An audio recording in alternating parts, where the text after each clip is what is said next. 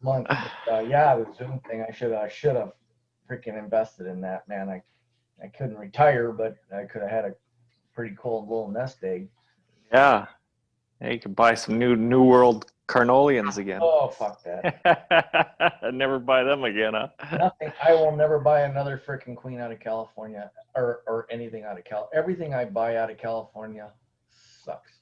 Yeah. Everything and every time, and I can't get away with it. But I was kind of hoping there'd be a few more people on tonight because I got a problem and I don't know. I've never seen anything like this before. Need a bunch of input, huh? Yeah, I mean, I have verified 4 brand new queens that I got from swarm cells that I put in splits, and not a single queen is laying. And How then long has it been? 3 weeks, maybe. Oh yeah, they should be laying something by now. You would think they're all big, plump, good-looking queens. Every single one of them. Two of them are in my yard here, and 2 of them are in the yard At the at farms? the farm. So it isn't, I mean, and it's not like they left and didn't come back, or whatever. They're 4 queens. I just verified they're still there. Every time I pull it up, I'm like, all I got is empty cells, all empty cells, and this queen just kind of running around. Yeah. And I'm just like, what the? And plenty of bees, And I've given them syrup and pollen patty, just trying to whatever. Yeah. And I don't know. I have no idea. Yeah, it's hard to speculate since it's the time of year that no one knows nothing about. Exactly. And I'm like, because I don't usually, mate queens this late, Right. or I don't Even try. Yeah. try or anything like that. But I figured, fuck it, they swarmed, so they must know something that I don't, you know. Mm-hmm. So let them, develop their own queens and see where it goes. And I mean, it's not like there's no drones around. I just found another colony yesterday. I was feeding my colonies, and I looked at this colony, and I'm like, and it was a swarm colony I caught last year that made it through the winter and everything and gave me honey this year. And I'm like, man, sure isn't a lot of activity out there. And I fucking pulled up the frames. I actually fed them, and I was like, sure doesn't look like a ton of bees. And I'm like, pulled up, and it's just drones, drones, drones, a few workers here and there, but they had swarmed. Jeez. It didn't create a queen cell or didn't make a queen, and the hive went queenless or whatever. So the only thing that was left was drones, and they were eating all the honey. Yeah. Yeah. Uh, uh, and they don't. Drones don't. I don't think they eat nectar. They won't like go in and like eat the sugar syrup out of the, like the feeder or anything like that. Right. I've seen that before where I'm just like, all these drones are in there, but my frame feeder is still full of syrup. They're just Yeah. in there. It's just full of dead bees or something. They're used to getting fed or just eating honey, I think. I don't know. Yeah. Yeah. You always find them on the honey frames. Uh-huh. Yep. Yep. And I was just like, son of a bitch, and another fucking hive, that swarmed, and I just missed it or whatever, Damn. Wasn't around for it. But yeah, I got 5 hives that swarmed. 4 hives that swarmed. It didn't go queenless. What happened was I saw supersede yourself, and it was a really good queen. She had produced a lot of honey for me. So I took her out with some frames and put her in a nuke. Yeah. And she's doing great in the nuke. But the original colony, they failed to raise a queen. Well, then I gave them a frame of brood. Figured let them raise and Try again. Try again. They didn't raise a queen, so they went queenless. And then I did that shook swarm video from it because they didn't do anything. Right. Your last video you just put out today, that was pretty good. But there's a comment that you should probably delete unless you want to engaged with this hot chick that says she's single. Yeah, I literally, I saw it and then I came over to this. And I'm Yeah. like, oh, I go, somebody's single. I'm like, cool. Like, Yeah. oh. Yeah. The very first comment, and it's one of them. Like, I'm single too. Yeah, sex spams. Right, right. That's okay. That's okay. My Shooksworm video was really funny because I got a whole bunch of likes and a whole bunch of, you know, no dislikes and lots of views, and there was like 2 comments from people. That was it. Yeah. There was just two comments, and one is a guy that he replies on every video because he wants people to click on his. Oh yeah, that Jake, Jake's piece. Yeah. Yeah. And he posts all the videos on like Facebook pages. All his. Yeah. I don't do that because it pisses people off. Oh, does it? Yeah, you post your videos, and I suppose if you're posting your own videos. you're posting your own videos, people get very, very critical. Yeah. If people find your videos, they find it for a reason and they watch it for a reason. So I just let them discover it for themselves now. Oh yeah. I used to try and I'd put them on Reddit and stuff like that. People over there can get brutal, man. Oh really? Oh God, yeah. You just post, no matter what, you're gonna have your critics. But especially if you post your own stuff, the critics come out of the woodwork because they just get upset that it's stuck in front of them. Yeah, that they can't scroll by it fast enough. Yeah. So they think you're posting it because you're a know-it-all, or it's just like I said, it's just better to have people discover it for yourself. If they like your stuff, they'll come back, and if they don't, Right. They won't. And it's really that simple, and it really reduces the amount of negative feedback that you get. Yeah. By leaps and bounds. It's kind of amazing. I shared today's video on a Facebook page that was talking about wintering. Oh, you mean the insulation one? Yeah, the insulation lids. Well, then, Right in the middle of the video, you made a lot of sense there with the condensation and when you explained it all. sure. So many people right now asking about that stuff. Yep. And there's a million stupid answers to. Everyone's got to have. You got to have quilt boards. You got to do this. You got to do that. It's like you don't need a moisture board and a quilt board and a vent.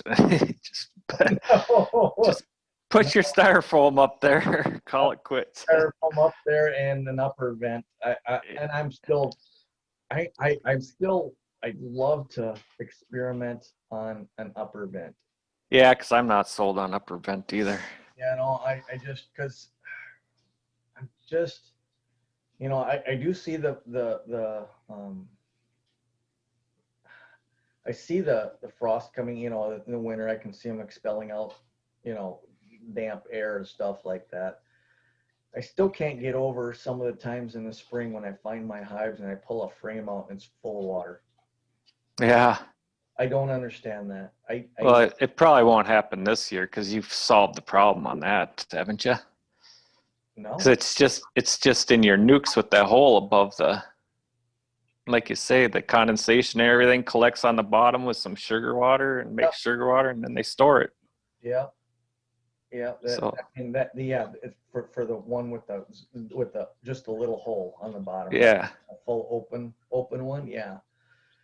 That's just an observation. I mean, I've got one nuke right now that just has a hole, and it's 3 high right now, and I'm gonna go in and trade out the bottoms. Yeah. Drop it down to 2 because I'm a big believer that 3 is too high because every one of my 3s died. Because the bees just, some of them stay up and some of them go down and they try to go get honey down here and it gets cold at night. Then it might stay cold for like 3 days. Yeah. And then now they're separated and that's it. Right. And then the freaking colony ends up, and then this whole bunch of bees just dies, and it's like, that's it for the hive, man. They're pretty well done. Well, you don't have stored sugar water in your regular hives, do you? No. It's just them nukes with that little hole at the bottom, right? Right. With the disc. Correct. Yes. So you're just gonna put some drain holes in there and solve that problem then, right? Um, no, I'm actually just going to trade it out for a completely just a regular open bottom. Oh, yeah, and then just tilt it. Yep. Tilt it. Yep. Just going to trade it out for, yep. But I'm not going to put sugar boards on this year either. You're not? No. No. I said that in that video actually.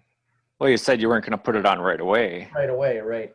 But what, and then that's the thing that I found. Um, they were dropping a lot of stuff to the bottom of the hive, and that might have contributed to it. But going up to the top right away, that's just no. No, Yeah. what I'm gonna do this next year, and I had good success with it, was just take my sugar and put it in those little Oh, the Tupperware bricks. Tupperware bricks, but score it and then cut it into like sugar cubes, Yeah. and then just stack the sugar cubes in. They fit, yeah, that way I can fit them in a pattern around the cluster rather than this big chunk. Because you Yeah. put two chunks in and one's kind of like tipped up because it doesn't quite fit or whatever, Right. but I can put them exactly right over this, and I don't have to. You don't have all this sugar like at the edges that they don't touch anyways. Yeah. That can get condensation on it and drip down and all that kind of stuff. It's just going to stay right over. But yeah, I'm going to put it on there late if they need it. Yeah. This is my first year I've really paid attention to how heavy my colonies are. Yeah. So they're going in good. Yep. What are you doing for mites right now? Uh, Apivar strips. Oh, Yep. and you'll oxalic acid in October sometime? Yep. I'll give them a shot of oxalic acid after their winter nest on a 1 day or something like that. Yeah. So they're a little looser, and that'll be it for them. But I think that Apivar strips does a pretty good job. One of the things that I probably have been not messing around with, but thinking about as the reason why maybe my queens didn't lay or didn't get mated or whatever, is that there's Apivar strips in those colonies. Oh, yeah. I don't know if that threw them off. Yeah, I think it threw off mine too, because I I put my mating nukes into I put a few of them into my that coffin hive, and then I added a Apivar strip, and they were laying like crazy in the 2-frame mating nuke. Then I came back a week later, and they were just barely laying. I mean, just a few little eggs here and there. It's like, well, what happened here? So I blamed the Apivar strip too. Well, I think they get used to it though and start back up again, because I noticed that on some of my bigger hives too. It slowed them down for just a moment, and then they pick right back up again. But because that mated queen that I put in there, she's got Apivar strips in there. That brand new mated queen that I picked up late. yeah, She's laying up a storm. yeah, At first she wasn't. She was like here and there, and I'm like, oh fuck, here we go again. I'm like, oh shit. And then I about 4 days ago or 5 days ago, I was in there and I picked it up and I'm like, oh fuck, she's got a nice big circle going. So I'm like, sweet. nice. Yeah, and I put that shook swarm on top of her, Oh yeah, just to give them more bees to cover brood. That's from, right. you know. Yeah, I think that Apivar does slow them down a little bit. Yeah, I just, Not all of them, but I some of it. I was listening to the guys talk on that I don't know, scientific beekeeping threads that I watch, and guys were talking about, you know, um, they don't put any kind of miticides when there's a new queen involved, like Oh, like a grafted cell or anything. They don't put any. There's no miticides whatsoever in there. None. huh. You know. they try to have perfect conditions for the bees. No excuses, Yeah. no excuses kind of thing. And that makes Right. sense to me. All I was trying to do was knock down. You know, I was trying to knock down the mites before the queen emerged. That's all I was trying to do. I'm like, hey, have a nice healthy colony. The queen comes out. Goes Yeah. get mated, and we don't have to worry about mites going in. All these. That's what I was thinking to myself. Because Well, yeah, that could be it. And then the combination of this really cold weather we've had for the last week, cold, rainy, shitty weather. So that almost takes a whole week out of it too. but I had really nice weather. You know, when I did it. Hmm. I wish I could remember what day it was it was like August 16th, I think, when that swarms, when I found that swarm, and I think it had swarmed a week before or something like that. But, I think the swarm cells emerged. I mean, I held them in my incubator for, the next week, and nothing ever happened, and they were just mush inside. But all of them had a queen, every one of them. And the queens are all still there because I just checked them all. And I'm like, son of a bitch. And Yeah, then I think even if they weren't mated, they'd be laying some drone brood. something, man, But this next week here is supposed to be nice, nice. back up at That's almost to 80s again. that's the only thing that's kind of keeping me from just throwing them away. I've got this hive now that swarmed with half drone and half workers in there. There's still a lot of bees, and I'm like, I could shake those and put those in those nukes with those queens. But if they're not laying, am I just wasting the bees? Yeah, yeah. Because that's what I was thinking. I'm like, well, maybe I can just, add more bees to it, and that'll spur her to lay more. Fuck, I don't know. I mean, I just tonight or this afternoon, I gave them a bucket each of syrup and pollen patty. Just I'm just trying stuff, and all day long today, all my hives with laying queens, they were bringing in pollen all day today, Yeah.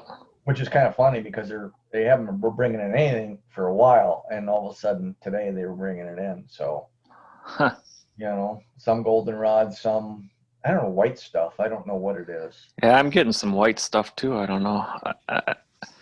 Um, For all I know, it someone, could be corn tassels. someone just said what a white one was that they just figured out on some video. I can't remember if it was Cayman Reynolds or Hooterville Honey. Maybe it was Hooterville Honey.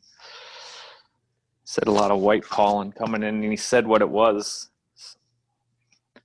One of his recent videos. There's a little purple flower, like a purple aster, but You it mean like gives white pollen. purple loosestrife? Yeah. Is that what you're talking about? Well, Hooterville honey, he was telling me that's where he was getting all his green honey from. Oh, okay. That's where No. that purple loosestrife, that's where he's getting all the green honey from. I don't know what color the pollen is, but Well, he said it was coming in like in buckets in Michigan for him.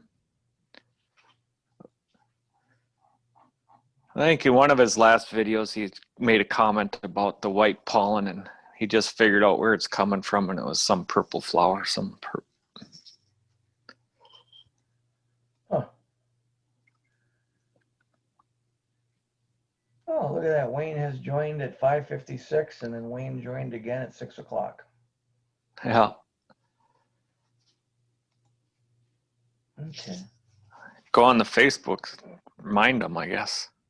I guess I'm gonna have to. I don't know what the hell, or send out an email. I suppose I could resend the email out. I could do that. Let's see. Let me do that. Okay, I can't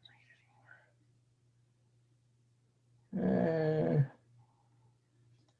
Bear Creek. Yeah, I'm surprised Dan's not here. He's the guy that he said he had. What the hell he's gonna do, huh?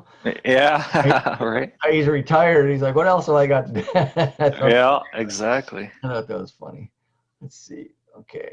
Friday. How many hives does Dan have? I don't know because it sounds like he's got a couple apiaries now, and he's been doing some grafting, and then he had a bunch swarm on him, and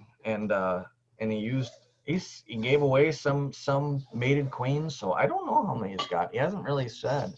Huh.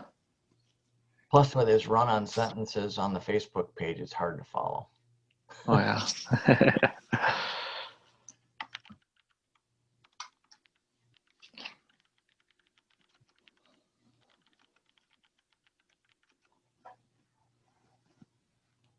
Okay, upper. There we go.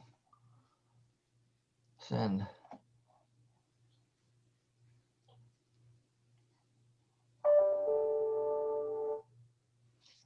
I'll probably be going into winter with 30 hives.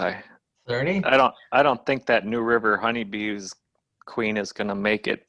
Oh, is that right? Yeah, even after I put her in that bigger hive with more nurse bees, more cap brood, she she just got a bad laying pattern, and the hive is dwindling. And Some queens just are like that, and you can have two queens that are identically, from the same mother, and one comes out great, and the other one doesn't. yeah, That's the truth, man. so she's probably not gonna make it. And then I don't know what happened to this queen. I added a frame of brood and bees. I sprayed them with some sugar water, stuck the frame of brood in there. And then I went back a week later to check, and she's gone. There's just no queen there, and there's a queen cell there now. Wow. So I had 32, but now I got 31 now, but I don't think that New River honeybee is gonna make it. But the other New River honeybee, because I got two queens from them, Yeah. and the other one is just doing unbelievable. Her whole hive is good, full of brood, full of honey, full of Like I said, man, it can be just, it's just really weird how that works. yeah, But California, I heard that there was problems with queens, like with everything, and I got four of them, and yeah. not one of them, not a single freaking one of them laid. That's crazy. Isn't that nuts? I mean, It really, after you buy, like you've had a couple bad experiences, I've had a couple bad experiences, and then you don't their queens are hyped up so much that you just want to buy one, but then you do, and you're just disappointed. And it's like, what? No. Michael Palmer, yep, my Michael Palmer queens. Yeah, and him of all people, oh, you can make the best queens yourself. He has big lectures on it, and then he sends you shit He sent queens. me a thing that says it was a bad year for queens. Yeah, I think he sent, what's his name, in Michigan, the other guy that comes on here every once in a while. I can't remember his name, but he sent him an email saying, I don't know if I'm going to have any for you because it was a bad year. I tried everything I could to get them mated, blah, blah, blah. Just nothing worked, you know, but he had to yeah. get me my queens, and I got them, and I put them in, and none of them made it. One of them made it to winter, and I, I don't think, yeah, it didn't make it through winter. So is the only queen worth buying now is just like a breeder queen once in a while? I didn't buy the breeder queen. My club bought the breeder queen, Do and they still have it? Did they do oh, anything with it this it year? it didn't make the winter. The breeder Oh, really? breeder queen didn't make the winter, but my queens that I got from that breeder queen Yeah. still alive and still producing. Great, huh? That was I got them in June of 2019. So they went through 2019, got me honey. 2020 got me honey, and they're headed into into 2021. They didn't swarm. Well, one of them did try to swarm. They started the swarming, and I kind of stopped them from it. Yeah. I kind of moved the hive. I moved the queen, and then I moved her back, kind of thing, just to try to stop them from swarming, and it worked. And they just started. Once the honey flow kicked in, they never thought about it again, But Nice. those I should learn my lesson. That shook swarm works. It does. And I should take when I drop all those supers down into one box, Yeah. Split that hive right now. split the hive right now, or do the shook swarm thing and shake them out of the thing. But yeah, once I get them in there, there's no reason to have all those bees in there. Right. Split that out, take half of them, get one of my mating nukes, and give them that queen Yeah. and let them roll. Yeah. Let that half roll, and then the other half can build up for fall and go. That way they're not Yeah. gonna swarm on you. But yeah, I'll never let that happen again. That was ridiculous. How many hives I had. That one day I went out to the farm and I'm like da da da, and one hive had already swarmed on me already, and I'm just sitting on the tailgate and I'm looking at the apiary and it's calm. Their bees are flying in, flying out, but it's nothing too frenzied. And all of a sudden you just hear that. And I'm like, I look in the apiary and I'm like, ain't nothing moving in the apiary. And I'm just like, and I look up 60 foot up. I'm like, holy shit. And there's this big ball of bees sitting in this freaking tree. Oh man. Just way the hell up there. And they're getting up. They had been there, they were probably sitting there when I got pulled in. Yeah. But, they were getting up to leave. And I'm like, holy shit, I got my camera out and I'm trying to focus on them. They're going everywhere. And I'm like, where are they going? And there's bees everywhere. And you're hearing this hum. And they're on top of the treetops. And I'm like running around the field and I'm trying to chase them down the field, trying to see where they're headed to. Yeah. And I've got a swarm trap like right there. They didn't touch, but it left the whole opening open rather than just a little opening. Yeah. I think that's why they didn't go in there. Oh, really? Yeah, I think it was because I left the whole bottom open on the 10 frame Yeah. rather than just with an entrance reducer. So they didn't use it. But anyways, they took off, and I'm like, and then a car drives by, and I'm like, and I'm looking for the frenzy of bees, and I'm trying to listen for the hum. Car will drive by, and I'm just, God damn it, I can't hear it. You hear them farther. You wouldn't believe how fast a freaking swarm can move. Yeah, I bet, huh? It's absolutely incredible how fast that they can move. Jeez. And the swath is so wide because they try to make a frenzy so that the bees get picked off and not the queen. Oh, yeah. That's what the whole idea behind a swarm is. It's to protect the queen in a big frenzy where nothing can get to that queen. Zero in on the queen. On the queen, they'll pick off the workers before dragonflies or birds or whatever before they'll get in the middle to that queen. Sure. That's what that entire frenzy is all about. Otherwise, they just kind of fly in a straight line and go. Right. There wouldn't be any need for a big clock, but that's really what it's about. It's because without her, they're done. They're doomed. But in September when they swarm, they're doomed. They're doomed anyhow. Yeah. Anyways, so it really didn't matter. But what really freaked me out was when that hive swarmed on me, the first one, and I'm like, okay, so I split everything out, and then I left 3 frames in that hive, and then I put it in a 5-frame nuke, and I'm like, okay, all the returning bees will come here, and it was a pretty loaded colony. Well, when that virgin hatched, she swarmed with them. They took the rest of their freaking bees. Oh, no kidding. Yeah, so it swarmed twice. Oh, Yeah, man. I was like, there was bees hanging off of that freaking hive.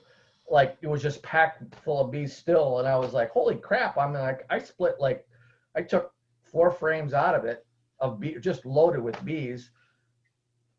And it was still, pretty packed with bees. And half of it had already taken off. But it was still packed with bees. But when I came back, 3 days later, I'm like, where do all the fucking bees go? And I'm like, drones, drones. I'm like, fuck, they swarmed again. It wasn't a week later. I think it was a week later because the queen cells were gone and the brood was hatched and and whatever queen had emerged in one was gone. So Huh. they took off. Yeah. I'm surprised that doesn't happen to every one of Ian Stepler's hives. That blows me away, and it's quite possible that Ian just doesn't show it because he's alluded to swarming, Yeah. post honey flow swarming. I had one hive that post honey flow swarmed on me before. I was not expecting it this year, but I was so running out of time with everything I was doing because I was working so much, and that was probably, I mean, it's just probably why all mine swarmed, because I just didn't keep up with what was going on, Right.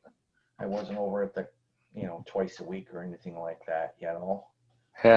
like I normally am, just to keep up with them. But I don't think they're going to work. They don't have a microphone, so. it works. I can hear you. Yeah, I don't have them on, though. Oh, okay. Is there too much background noise? Or are you okay? There's a little bit. It's just when you talk, there's a little fuzz, but that's about it. Where is everybody? I have no idea. Dan said that he didn't have anything else because he's retired, and I think he probably took a nap and forgot.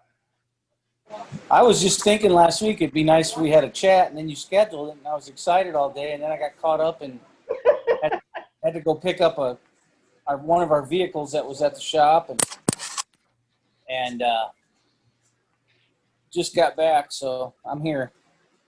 Oh, I figured you needed the reminder email that I sent out to remind you. If you wouldn't have sent that email, I would have forgotten. Is that right? Yeah, because I pulled up my email and it said Bear Creek, and I'm like, oh, honey, I'm supposed to be on this beach head. So, No, we've just been talking shit. shooting the breeze. Yeah, just talking shit about you and everybody else. Just sitting here waiting for an expert to log on. Yeah. Oh, great! I'll wait too.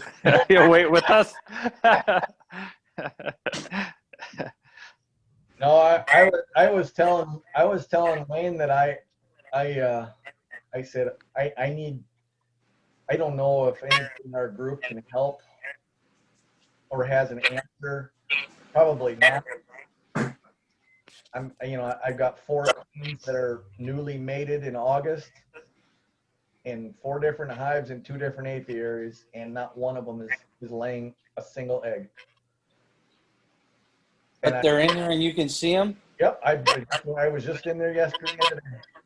Every single one has a queen. I'm like, she looks freaking plump and big, and I'm like, we're just wandering around. I mean, I don't get it. And every one of them are doing the same thing. They're just wandering around, and all the cells are just like barren.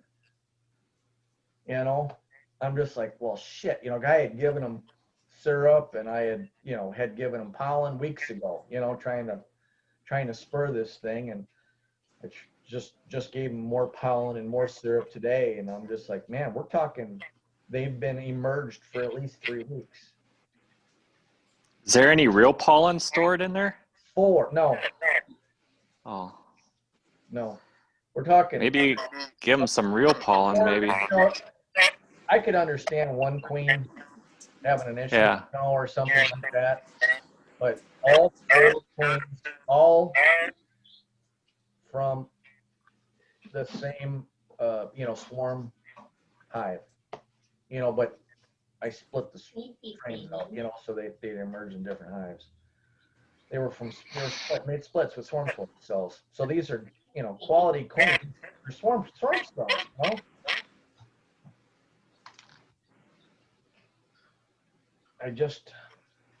I'm at a loss. I really am. I just don't know, because I've never bred queens this late here. did they get bred? Do they not breed this time? You know, I got drones everywhere, you know. They haven't even started pulling drones out of my hives yet.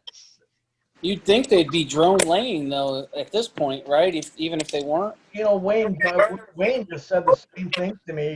He's like, you know, if they weren't, even if she wasn't mating, shouldn't she be laying like, you know, drone eggs?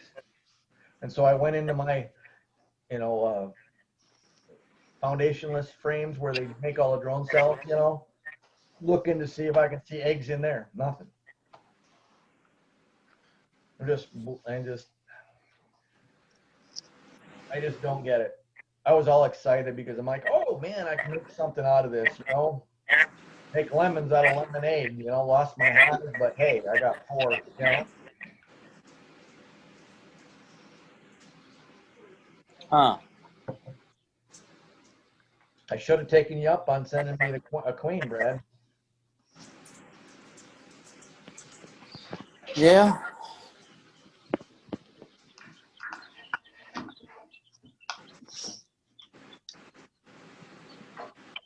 Yeah, I just checked. So I've got 1, 2,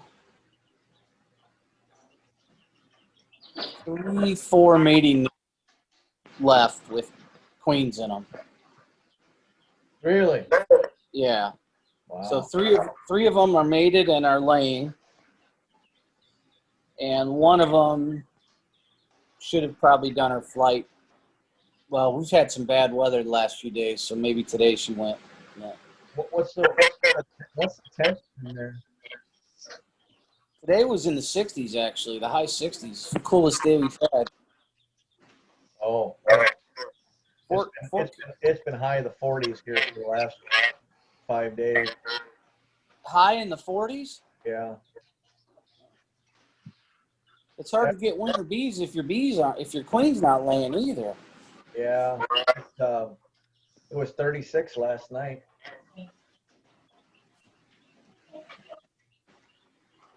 And you said there's plenty of bees in there? Lots of bees in there.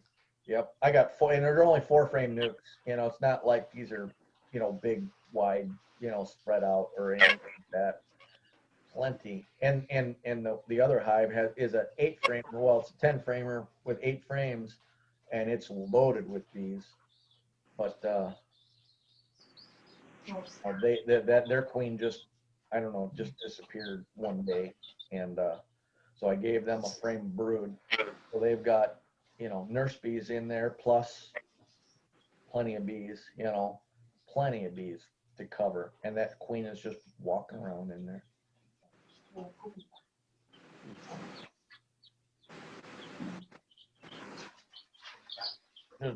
Just blows my mind. I get it. What's that? I had one last year that did it to me, and I just gave her the hive tool test. Yeah. I mean, I gave her like 36 days, and she was in there, and she was huge, and she had like 1 egg sticking out of her bottom.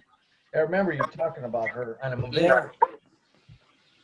If it would have been earlier in the year, I would have pulled the egg out and then came back and seen if maybe I helped her out or something. But yeah, I don't know if she was log jammed or what, but So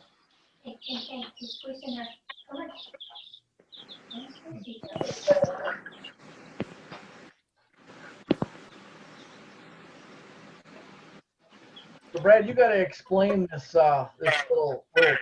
Your videos don't really show exactly how you do it because you do a lot of pointing. You know, you're like, I moved that one over there, did that, and I'm like, I'm lost. I don't know what the fuck he's doing. But you got to explain what you were doing, even with your, because you really didn't even. I don't even think you showed your whatever that thing is called again. lost my camera person this year. Oh. So it's really, I'm really not. Tripod. Yeah, well, I don't know. So what are you wondering about, the queen rearing colony that I used? Or Yeah, I really didn't understand how you were finding your queen in that colony. How I was what? Finding the queen in your colony to make it queenless to Oh, very easy. raise the. I mean, you had like 4 stacked high, and I'm like, how is he finding this queen in this freaking mess? Yeah. So, well, first off, when I find the queen, I put her below the excluder. Oh, you have an excluder on there. Yeah. So what I do One of the so what I do is I set the colony up. The top box has pollen and honey, right? And then I'll bring up 2 frames of open/cap brood, and I'll bring those up, and then above the queen excluder, and then I know the queen's down below. Is she And then is she in the bottom one, or because you got like 4? You got she's in one of the top 3. She has free range to go from 1 to 3. okay. And then so I leave it like that I do that one day, I come back the next day, I take the top box off, the queen excluder, I set that aside, and then I take the 3 stack box and I move it to another spot. Just 3 or 4 feet away. Okay. And then I take that single 5 framer that was on the top that I had just moved, and I put it back in the same place. So all the flying bees come back in there. So now I have nurse bees in there and flying bees and food. Okay, so the nurse bees are up taking care of the brood that you put up top. Yep. And then you got all the foragers coming back to the hive. But that's not, and that's what was throwing me off, because everything you hear about Mike Palmer and Noel and everybody is they just use nurse bees. They don't use the foragers. So that was what was, because the foragers don't take care of the brood, or they don't jump on the cells. That's where I was. Well, actually, they do use the foragers, because he takes his queen right colony and he moves it to another location and puts the colony he's going to raise the queen in right where the other colony was. So all the foragers do end up back in there, right? So that's how that functions. And again, I'm not doing 90 cells either, right? I'm doing 30 or 45 at the most, So usually I do 30 in those. So after that day, now I leave them another day and they're queenless. And you have 6 frame boxes, right? Not 5 frame? They're 5 frame. They're 5 frame? Okay. So then after I put that single 5 frame nuke back in its place, I leave it queenless for another day. Okay. And then I come and I take the 2 Brood frames? 2 brood frames out. Okay. Okay. And then I'll put them back in the original colony, and I'll take a frame out of there that's a foundation frame, and I'll put it on the outside, right? And then I graft, and then I put my graft frame in that 3rd slot in the middle. Middle slot. Okay. And then I leave that for 48 hours just like that. At the end of 48 hours, I take that 5 frame box in its place and I move it off to the side.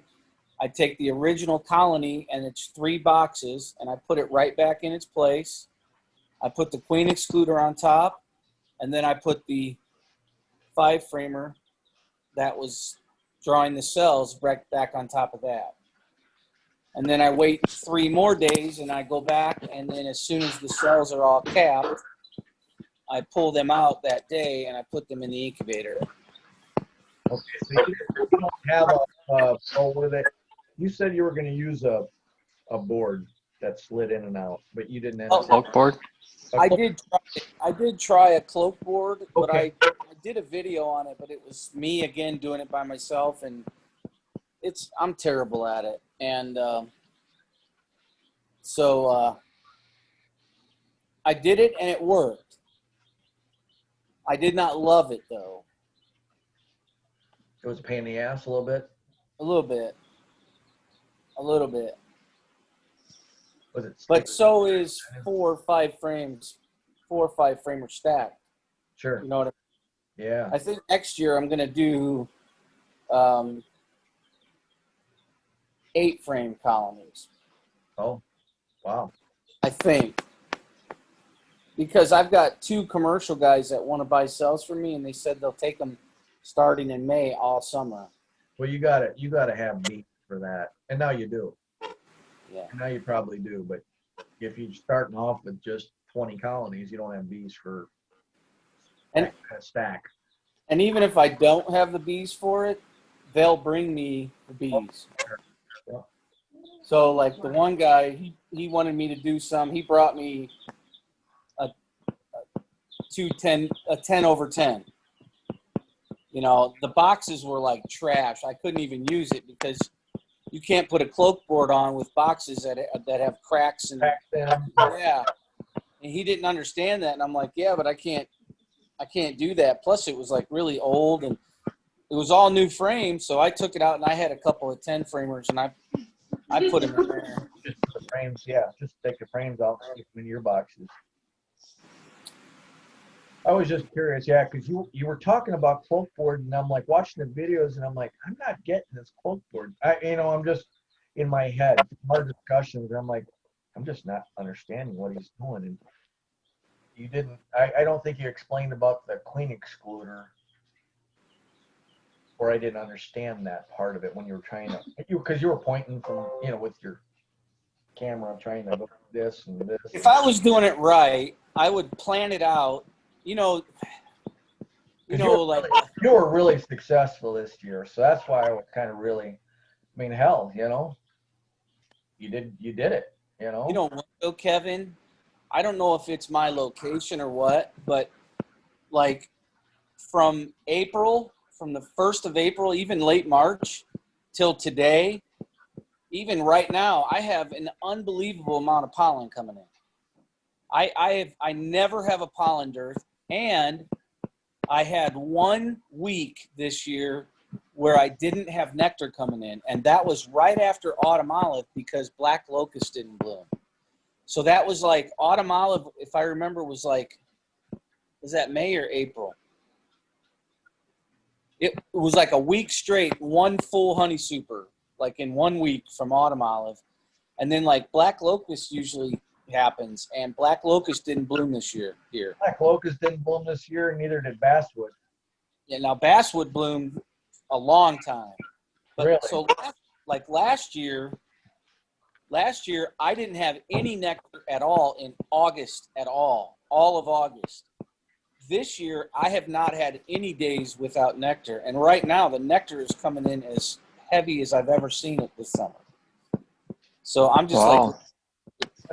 that's like Dan Norton. He's like goldenrod is just flowing, and I'm like, my bees are robbing any freaking thing that they can find. If I got sugar on the tip of my finger, they're going after it.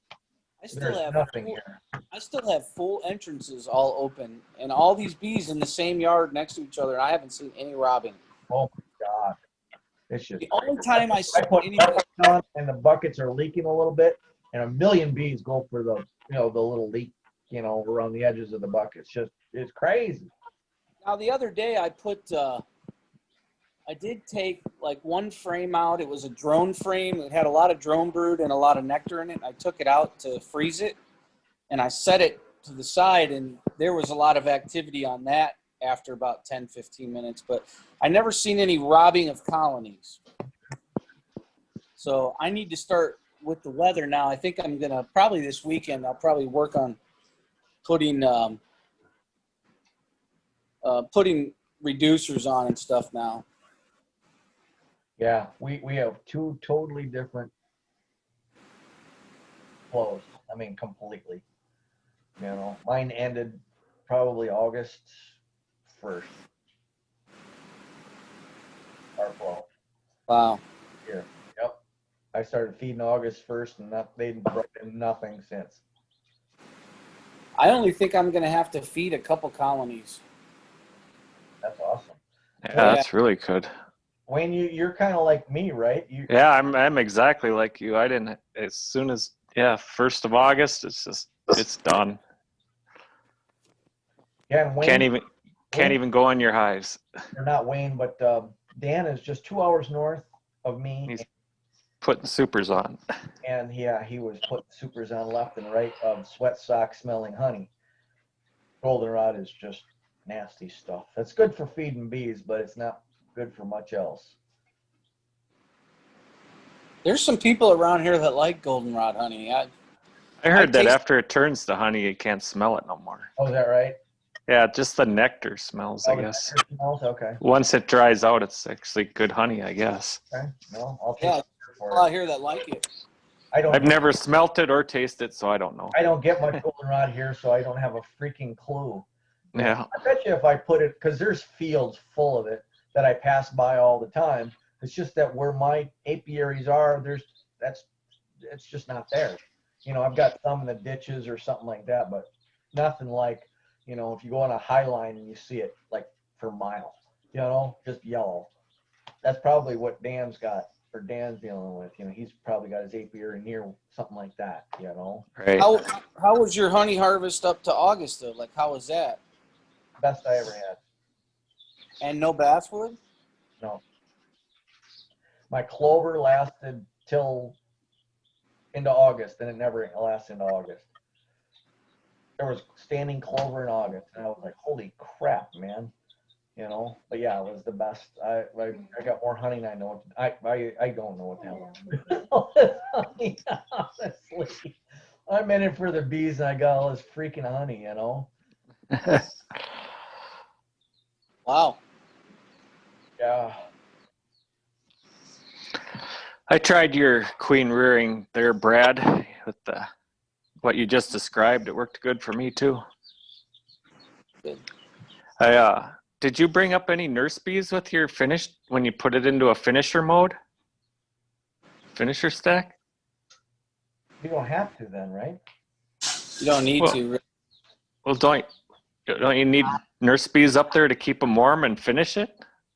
Well, Cap it? Over an excluder. Yeah, by 2 days they have most of. Yeah, but if you put cells in with a bunch of honey above an excluder, that there's no reason for the bees to go up there. They don't want to finish themselves. Well, keep in mind they're already up there, and yeah, they will finish the cells. Huh. Yeah. The first time I tried a finisher starter, I didn't add nurse bees to the top, and I barely had enough bees to keep them warm up there. I mean, it worked, but so when I did it your way, I brought them 2 frames back up again, and they finished them, and there's a ton of bees around them. Well, I don't see why you can't do that. I mean, I just don't want any competition. Like, I don't want them to start cells elsewhere. I don't know if they would or not. I'm not really sure on that. Yeah. If there's a queen, obviously, a queen rate finisher, they're not going to start new cells. But if you brought up cap brood and put it around there, they surround the cap brood to keep it warm. So then they take care of those cells for you. But I guess it really depends. If you have, like Brad, it has 4 hives. If it's a packed out hive, I don't think it really matters. You're going to have bees on every frame. But if you don't have a packed out hive, they have to Hey, listen. themselves across. I don't know. I'm just guessing. One day I went out there and I didn't think I was gonna have any luck, but I tried something. I did 10 cells, and I dropped it in a queen right colony, and later that day the colony swarmed on me. What? Yeah, they were already preparing. Oh, to they swarm. were already in swarm prep mode? Okay. But they were. So what I did is I went back 2 days later and I looked, and they actually were drawing out 10 cells. But the colony got really thin, so I took them and I put them in another nuke stack above a queen excluder with the honey, and they finished them out. You must have cut plastic queen excluders to fit your 5 frames, huh? Yeah, what I did is I bought the 10 frame plastics and just cut them in half. Just cut them. Well, you got to do more than cut them in half. You actually got to waste half, right? Actually, now that I think about it, you're right. Yeah. I did. I lost I think you lose about an inch. Yeah. Yeah. You could probably wood frame them in. Oh, sure. But then you're just being cheap because those are like, what, $3-4? Yeah, they're not very expensive. But That's what I was saying. Like, I don't remember seeing a queen excluder sticking out the outside, so it must have been plastic that you cut. Yeah. But let me tell you something. And this is not bragging. I'm just telling you the feedback I got, okay? So a lot of times I would pull the cells out and I'd look at them and I'd be like, I look at some of these ones that Michael Palmer does and, and Ian Stepler, and I'm looking at those and they look really good. Now, sometimes things don't transfer the same on camera. And there was times when I was like, the guy would come over to pick up the cells and I'd be like, hey, look, man, if you're not impressed by these cells, you're welcome to take them. And if any of them don't impress you, you don't have to pay me, right? You just pay me for whatever you're impressed with. And he said, dude, I would buy cells by the hundreds from, and he named the place. It's in Georgia, I think. And that's all the guy does is ships out queen cells to commercial beekeepers. Right. And he goes, your cells are better than his.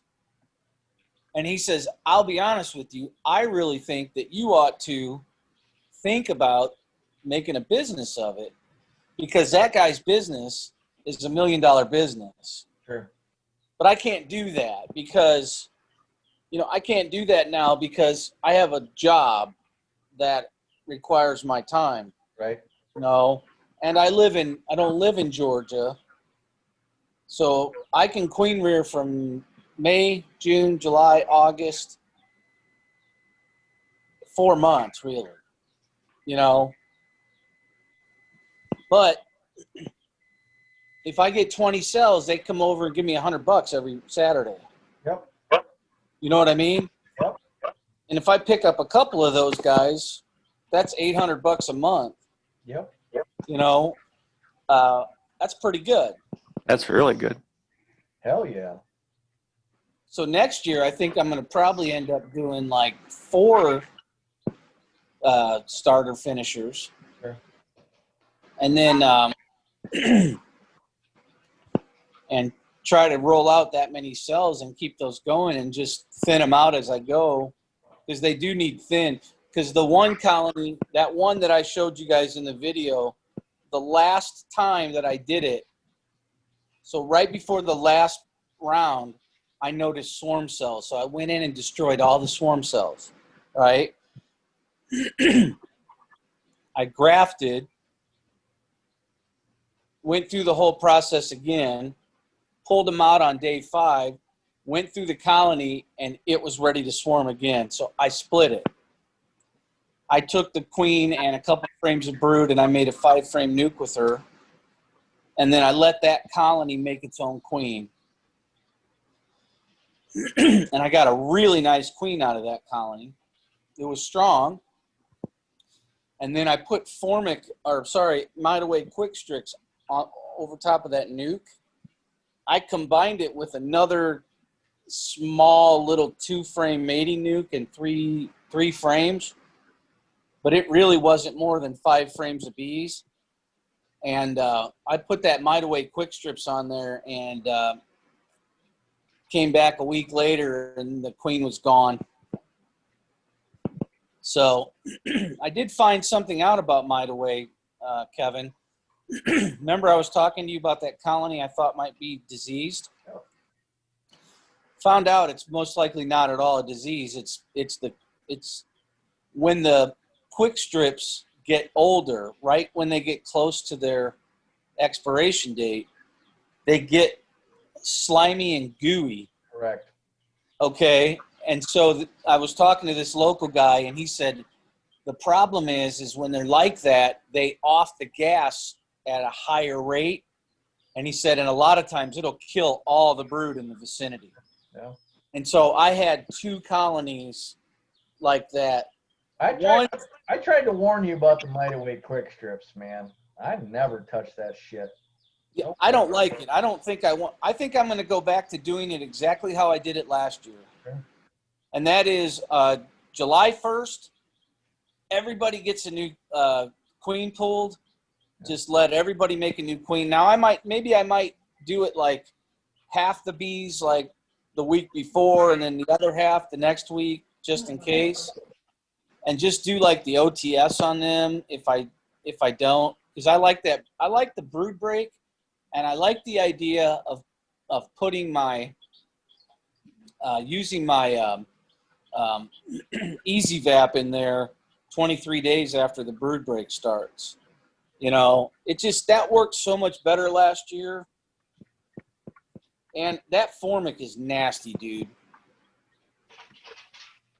What'd you do with all your old queens last year then? You said everyone gets a new queen. What do? You don't kill all your queens. What did I do last year? Well, you can make splits, right? You can do that. Pull her out and do that. But I don't know how many queens I killed last year. See, I was growing a lot last year. So I think what I did is I ended up keeping the queens and just made nukes with them. See, that Okay. that was the premise with that video from the National Honey Show.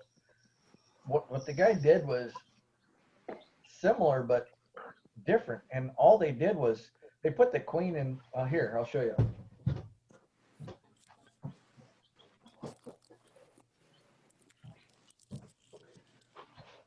They put the queen in this thing. This hangs over to the top of your frame, and you cut out the middle of your frame, and you insert this. You stick the queen in there, and you leave it in there from like July 1st to the 23rd, something like that, for a brood break, long brood break. And the bees will actually keep bringing in honey like crazy because they don't have any brood to feed. And that was the premise behind it. And then they actually pull out all. Remember when they pull out all the? You can pull out all the brood and stick them in one hive and do this mite bomb on that other. Remember Wayne? Yeah. It's really. It was really complex, but you get a ton of hives, man, and picking out queens and finding them and putting them in this thing. That's time. I didn't have that time this year. That's why I didn't do it. You know, I didn't have that kind of time. But it's similar approach where you are getting a brood break, and that's really what it's about. You know, getting that brood break in there, and the bees will still create even more honey for you. And then the queen will go crazy. She comes out and lay up an absolute storm and prepare for winter. You know, you don't have to kill her. You don't have to do anything. She'll actually just continue on, you know? Yeah. I noticed really interesting. My older queens, their laying has slowed down. And the younger queens, like from the last month or two, they're laying like crazy. Sure. Oh, yeah. Yeah, my young queens, the ones that I bred from grafted cells, are going nuts. Absolute nuts. But my 3 New River honeybee queens from 2019 are still laying strong. Haven't swarmed. I still have them. They're still doing well. Amazing. Are they inseminated queens or are they? No, these were grafted from a breeder queen, and I had them open mated in my yard. Okay. They were just virgins that I got from grafted cells. Nice. So all of them that I have are still full colonies. One tried to swarm this spring, but I stopped her from swarming, and that was all it took. You said that one guy from Georgia was making cells and shipping them. How do you ship cells and have them be okay? I mean, are you just doing it like their last 2 days before they hatch? Can you ship them, or how do you ship them and keep them warm? And Give me a second, would you? Yep. Roll the pearl. I don't know. I was thinking about the same thing. That's a good question. Is there any way I can give you a call back? I'm on a little video chat here. Okay, what? You gonna be up for a little bit? All right, I'll call you about 1 o'clock or so. Just kidding. All right, talk to you. Bye bye. All right, I'm sorry. Where were we? The guy in you Georgia. said, you said he makes a bunch of cells and sells to commercial guys. I So think how do you get? they ship them in these little foam things that have just little divots in them that the cells fit in. You don't have to warm them. What's that? Don't you have to keep them warm? I have no idea. I mean, what do you do when you hand them to the commercial guy? How does he transport them? So I have him in my incubator. He comes over and he has an incubator in his vehicle. Oh, so he's got one of those little incubators. So he has a little container, and we just take them off the cell bar and stick them in his thing, and he puts them in the incubator. Gotcha. I have no idea. What I think happens is, so what they usually do is they pull them on the last couple days when the queen is almost fully developed, and they ship them overnight. So when you get them and you get your box, you got to go put them in the colonies that day. Jesus. Yeah. So it's not a cell. So I mean, wouldn't it make more sense to like ship a virgin? You know what? That's interesting. A lot of the commercial guys don't like dealing with virgins. Really? Yep, they say they have more success with queen cells than they do with virgins. And yeah, my guy when he bought queens, they were all in cells. You know, the guy I worked for. Well, plus that's $5 a piece instead of Exactly 10 or 15. But it was like, and I'm like, but my guy had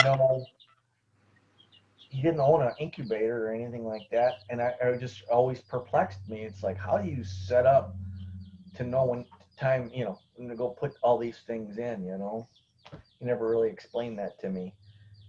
So when I do it, I schedule with them a day. So the way I was doing it, I was grafting. I want to say it was like grafting on a Thursday. They were picking them up the following Saturday. And then they were scheduled to emerge like, maybe I'm wrong on that. Well, anyway, the way I did it is I would always tell them your cells need to be picked up on Saturday. Because And there's a little. you grafted on a Thursday, right? No, I think I had it wrong. I think I had it wrong because if you do the math, I was wrong. You need 14. Well, so it's 16 days from a laid egg. Right. 12 days from grafting. Yeah. So I think what would happen is I would graft on a Monday. I would set my cell starter up on a Monday, graft on Tuesday, then they would need to pick up on the following Saturday, 2 Saturdays, for emergence on Monday. And I always tried to keep they were picking up 20 at a time, and I would do 30. So anything that I got over the 20, I would keep myself and put in the incubator and let them hatch as virgins. And that allowed me the opportunity to make sure that my cells were hatching. Yep. Right. And I would ask them, I'm like, hey guys, are you finding that you're getting good, emergence and everything? And they said, yeah. And they liked the queens. They said the queens are really doing good too. They're laying it up and, good. I got good feedback from them this year. So they want to do more business with me. But the one guy I was dealing with,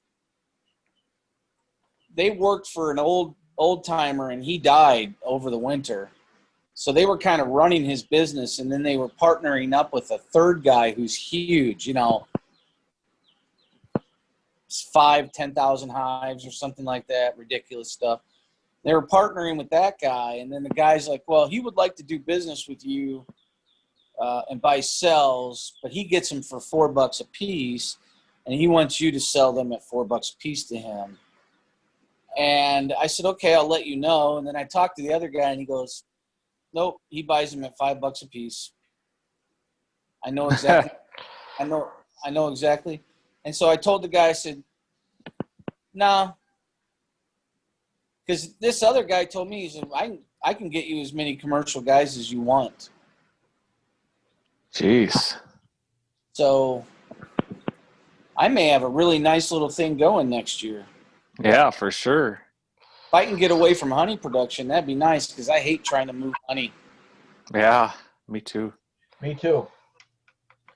Yep. Yeah. I have yet to sell a single bee, but even that's funny because I've been doing this for 5 years. And I always say that I'm in it for the freaking bees, not the honey. Well, well, Kevin, you know, I said the same thing, right? You remember that? Yep. But you can't actually do it without dealing with the honey, because that's the whole purpose. right? Because if you don't Yeah. harvest, the only way you could do it is you would have to keep splitting and weakening the colonies. Yep. To the point where they're only bringing in enough to manage what they're raising. Well, and number two, if you're not developing queens that can produce honey, what's the point? Yeah. You know, if you're just producing bees that produce more bees, but they don't really store honey, they use honey, there's not much sense in it, you know? I mean, I've got colonies that are pretty big that just didn't produce anything. And Yeah. other colonies that are just really good. I mean, that one colony is just 90 pounds last year, 130 pounds this year. You know, she's gone now, but what I'm getting at is the difference between hives is amazing. You know, Yeah. if you're not breeding for that, that's the whole idea. That's what people want. I mean, except for us, you know, we're trying to just raise bees, you know, and do something a little bit different, raise local stock of bees that can survive, but survive up here.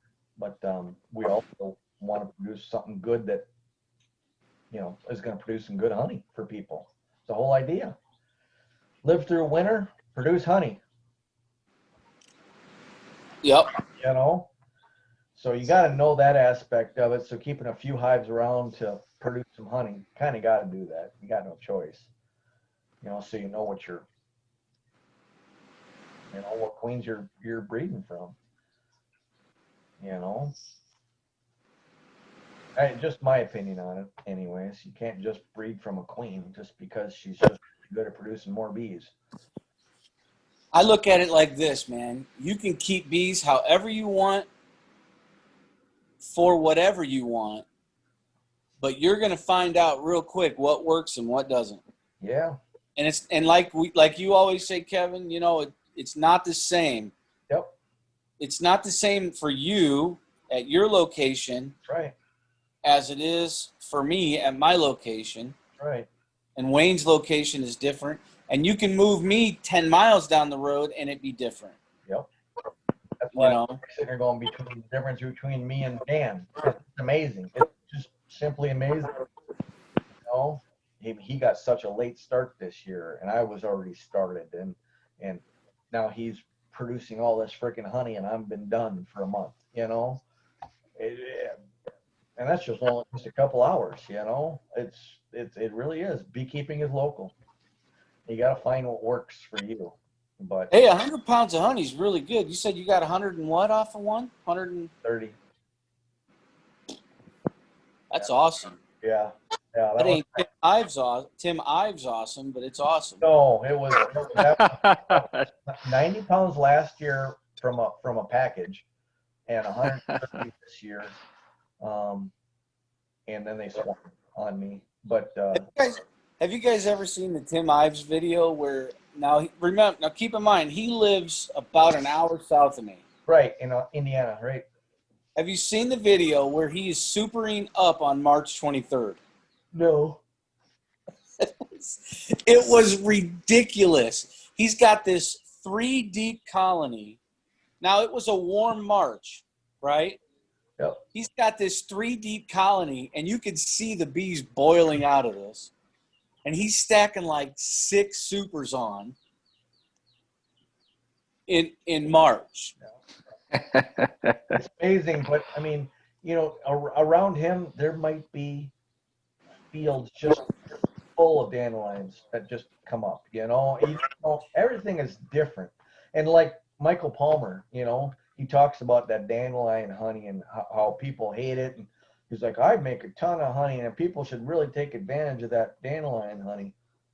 Hey, my bees get dandelion honey in May, but it's kind of like that build, consume as you know, they're not storing it or stacking it away. It's, you know, they're kind of using it as they're bringing it in, you know, that kind of thing. It's not, you know, they're just using it to build up in the spring. They're not storing it or anything like that. Where if I was in Upper Vermont, man, my bees could probably just not only, you know, thrive on it, they could store it, you know. Everybody's different. I don't know what Tim Ives has like right near him. Not a clue. First He has a YouTube channel? early spring. He's only got 5 videos or something. Oh.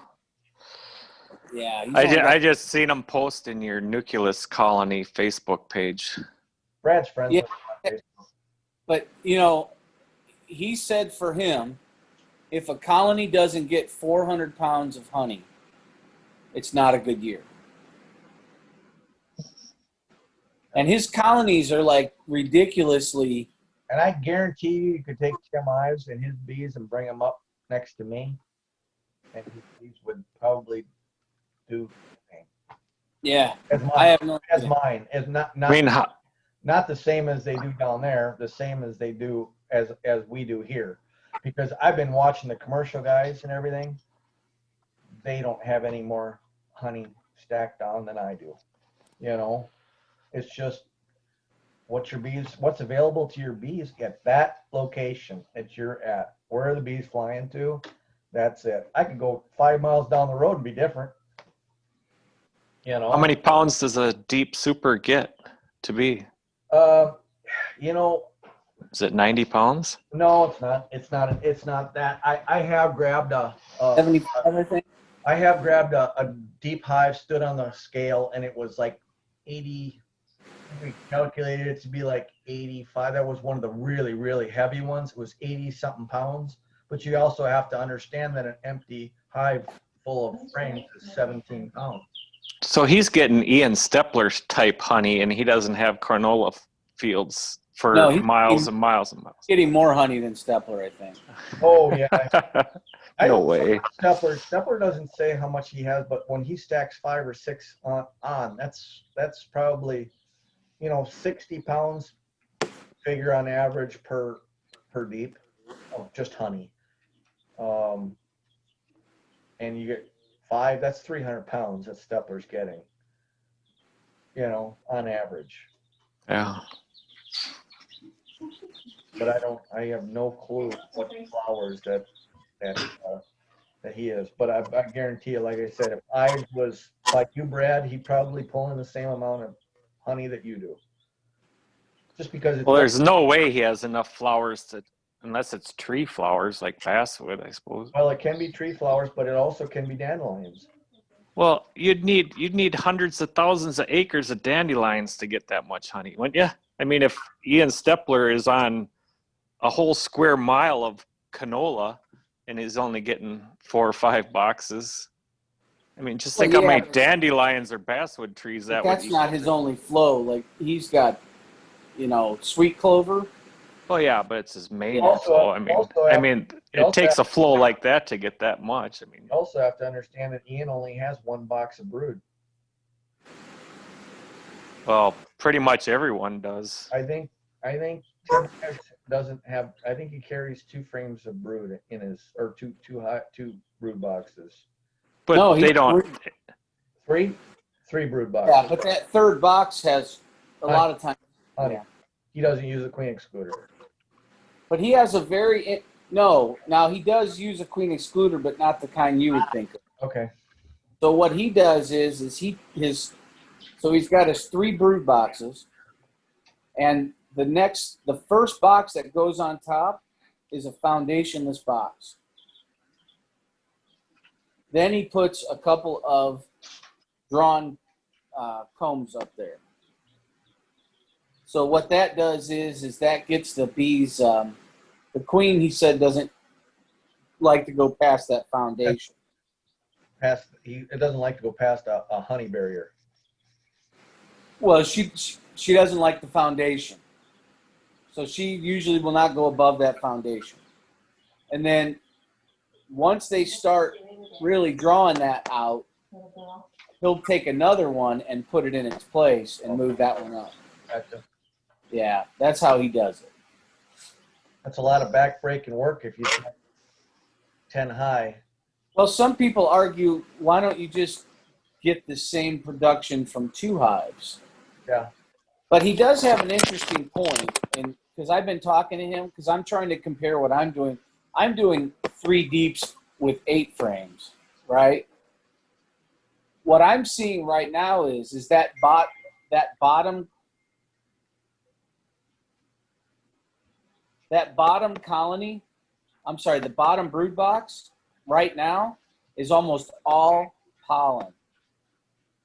And so I messaged Tim the other day and I said, Tim, I'm going through my colonies and I noticed that all these bottom boxes are like all pollen. He goes, that's exactly what happens with me.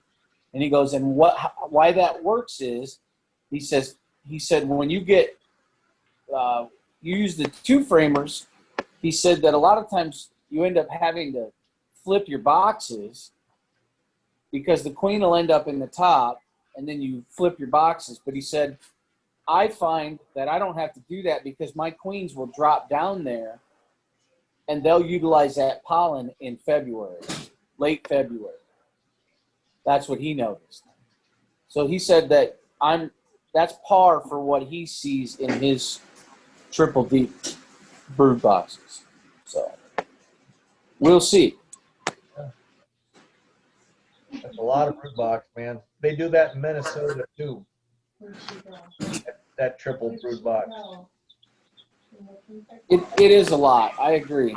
I just sat there and I went, and granted, I don't have all this vast experience, but I'm a pretty good mathematician and I can calculate the number of cells, what a queen lays in a day, and versus 21 days to hatch out, and I can calculate that they can't lay any more than 10 frames.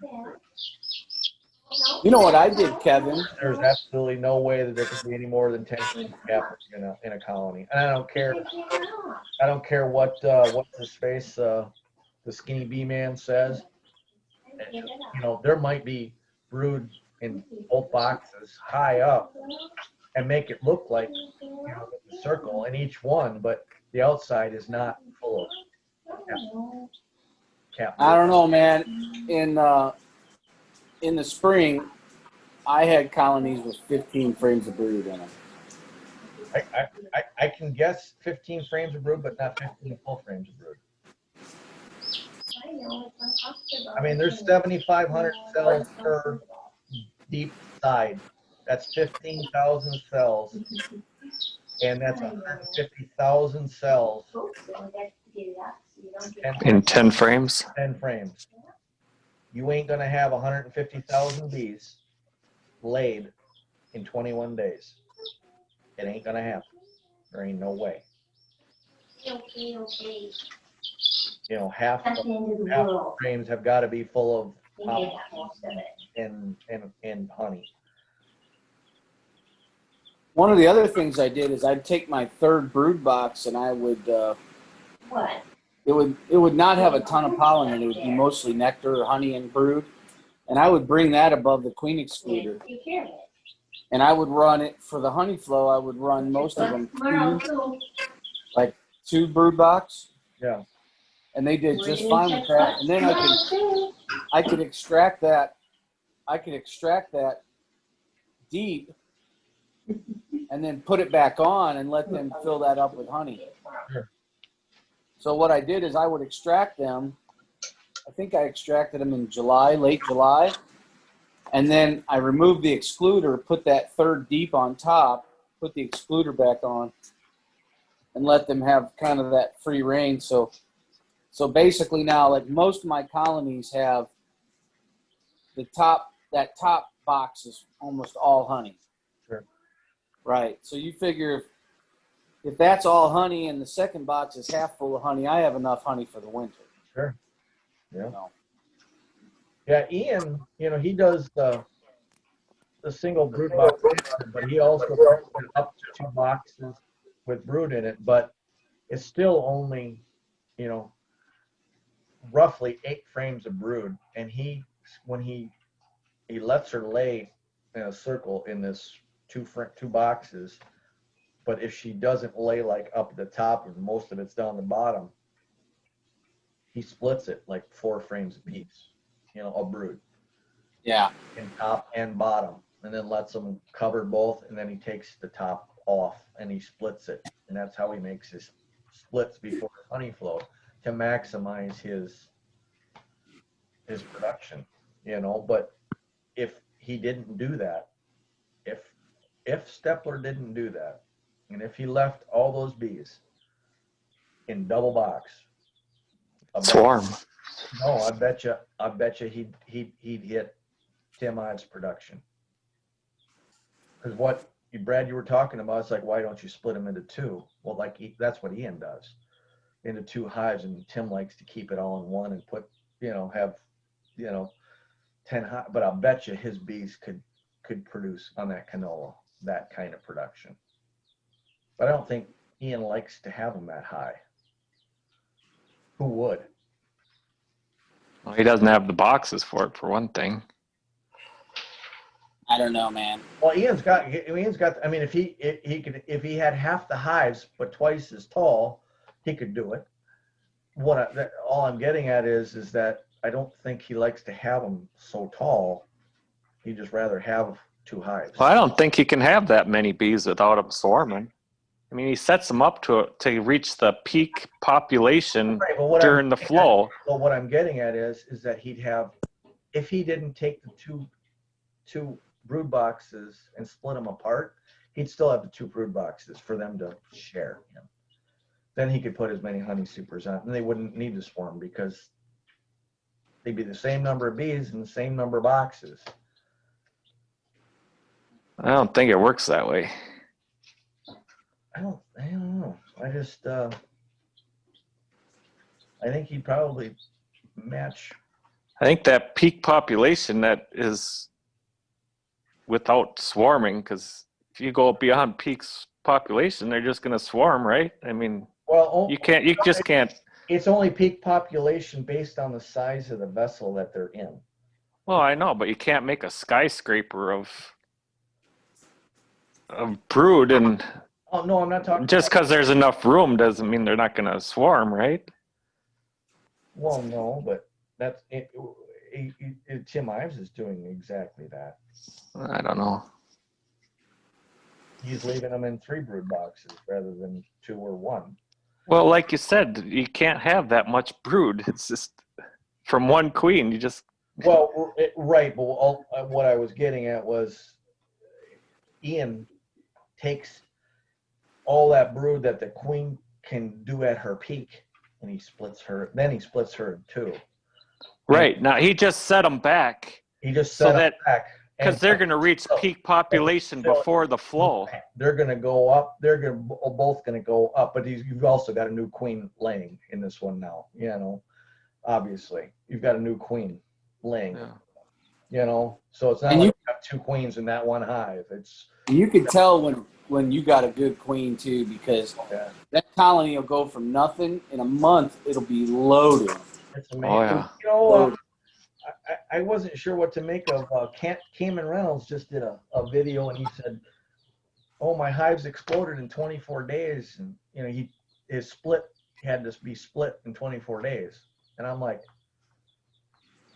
you know, I didn't quite understand how that was possible because it takes 21 days just for The first round of brood to hatch. bird to hatch.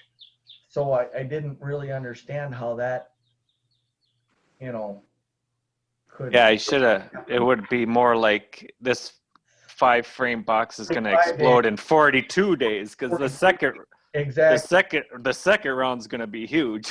Exactly. That's Right. what I was sitting there. I'm like, something didn't add up to me. No, I really like Cameron Reynolds. He's a straight shooter guy. I like him. It just that 24 days thing kind of threw me a little bit. I haven't seen the video yet, so I still have to see it. But I just saw the headline and I'm like, huh? But they say every frame of capped brood is like 3 frames of bees. So if you have 4 frames of capped brood in there, that's like, 10, 8 to 12 frames of bees. Right, but how much can a queen lay in a single day? It takes her 7 days to lay a side. Probably 7 days for one whole side. 3 days for 3 days for one whole side. and 7 days for a frame. Oh, I'll tell you, man. In some of these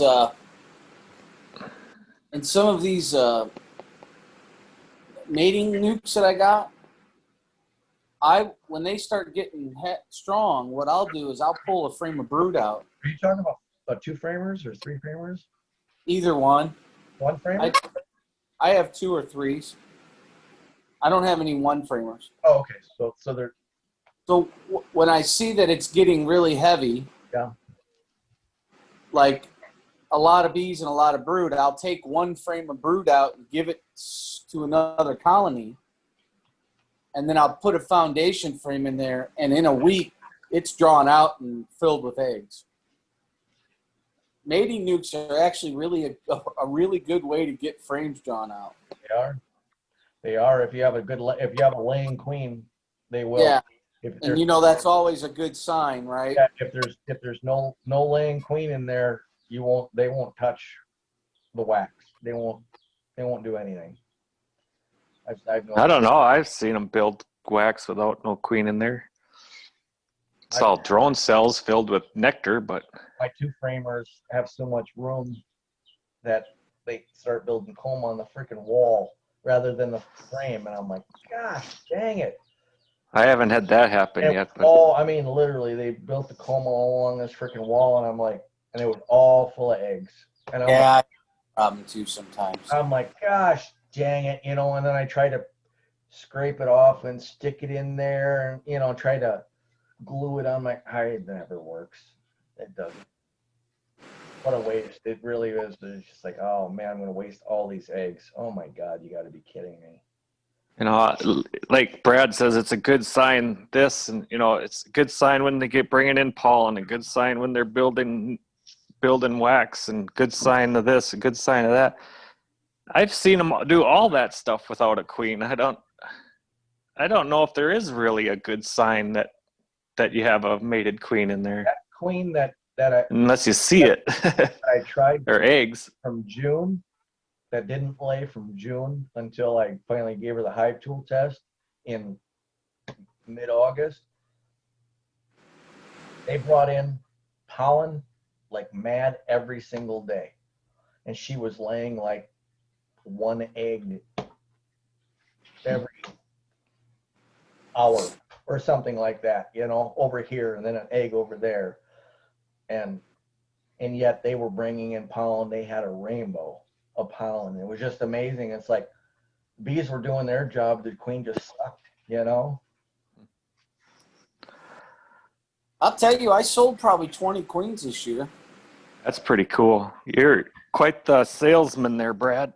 20 queens and probably about 10 virgins. Nice.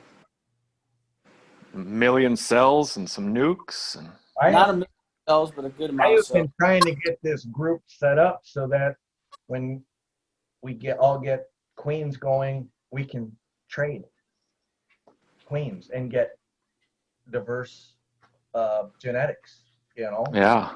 that kind of thing. That was kind of like, that's part of the idea of this group, honestly.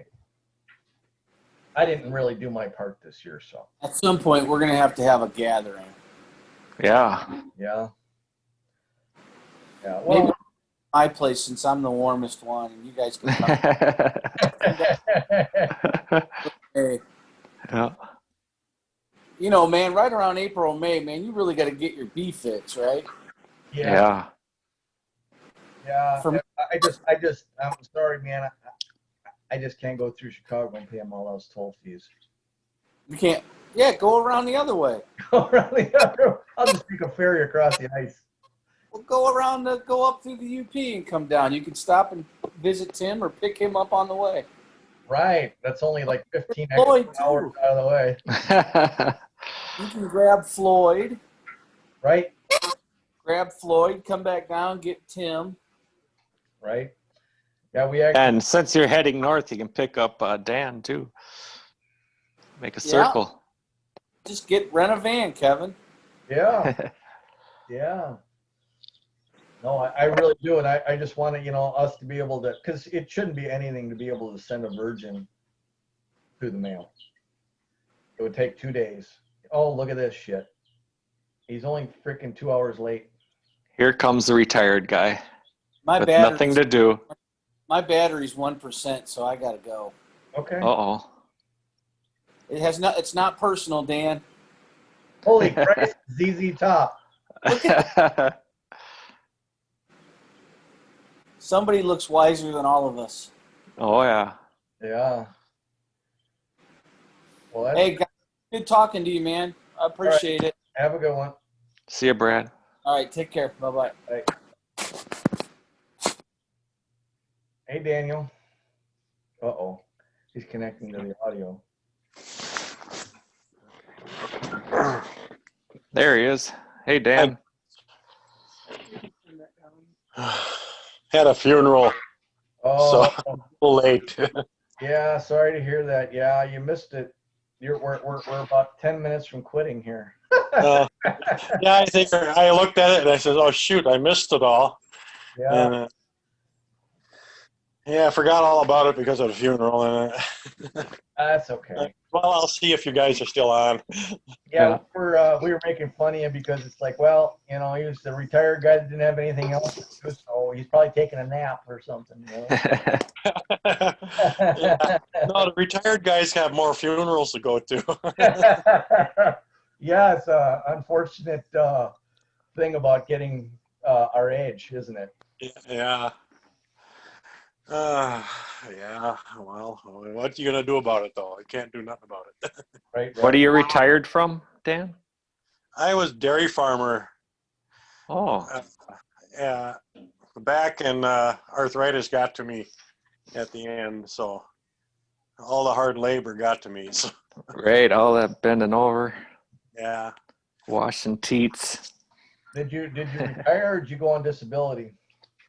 Well, yeah, I got disability because of it. Yeah. Gotcha. Yeah. Retired a little bit early, that's. Was it a family farm? Yeah, it sort of sucked because that cuts into your Social Security amount, but I do what I do, Your wife works though, doesn't she? Yeah, she works, yeah. She's 14 years younger than me, so she's got to work a long time yet. Oh, yeah.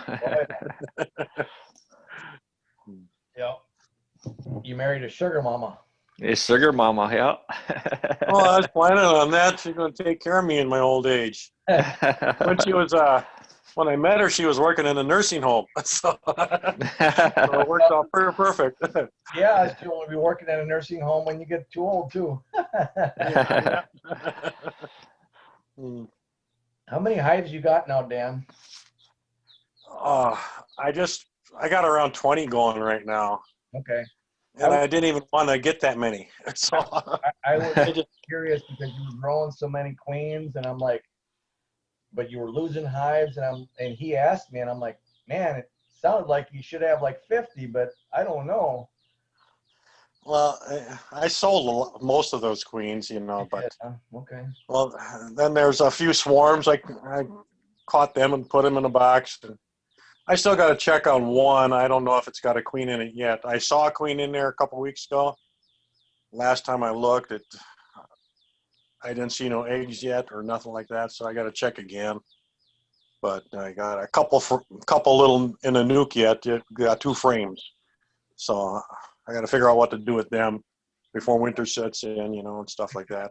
I got 4 hives right now with queens that emerged back mid-August, and they still have queens in them, and they haven't laid a thing. 4. Yeah. 4. Yeah. Yeah.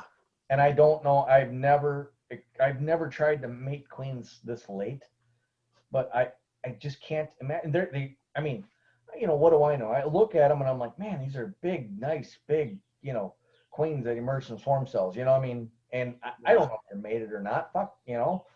But you would think, like Wayne had brought up earlier, it's like you would think that they would just start laying, you know, even if they weren't mated, they would lay drones. Yeah. And they're not laying anything. It's just barren. In Yeah. You don't, all 4 hives in 2 different apiaries. You know, it's not, yeah. you know, there's no drones over here or no drones, you know, and I got drones in all my hives. They haven't kicked out drones yet, you know. Yeah. I've only seen one hive do that so far. So Okay. yeah, all the rest got the drones in them yet. So just depends on the hive if they're going to kick them out this early. Well, usually about this time I start seeing it. I just didn't know if anybody in our group had experienced, you know, what that could be. Why I have 4 new queens and none of them have been laying, and they've been in there for 3 weeks. Yeah.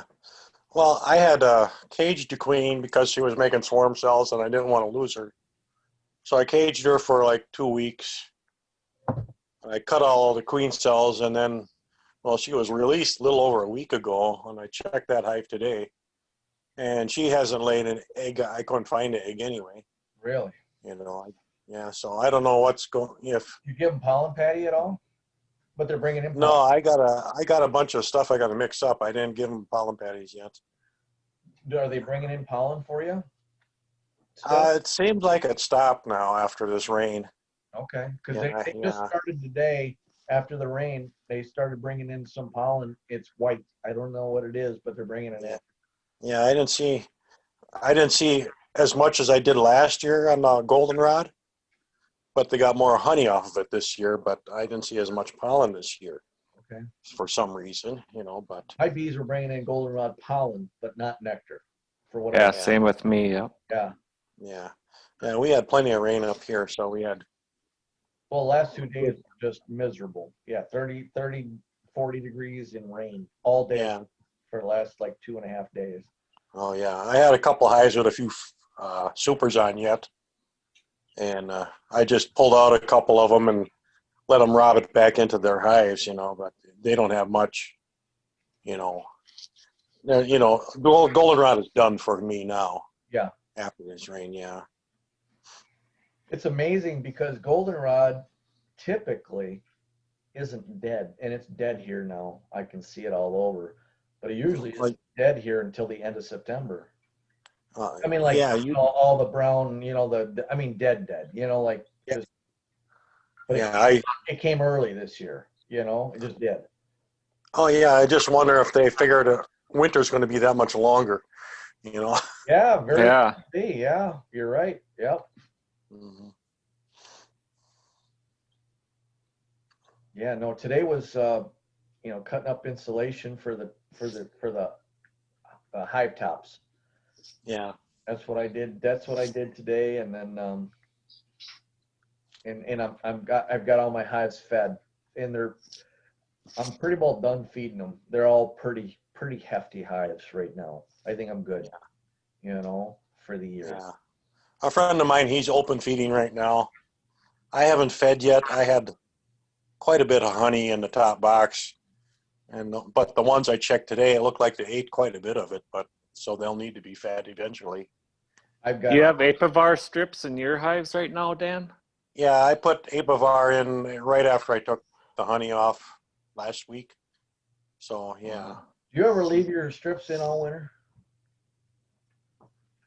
I try to take them out, but every once in a while I don't get back to them, and I don't want to crack them open. Crack them open. That's what I'm worried about. I'm like, fuck it, it ain't gonna bother anything. But Yeah, in Randy Oliver's new study, it's like they don't really stop. They don't really stop protecting.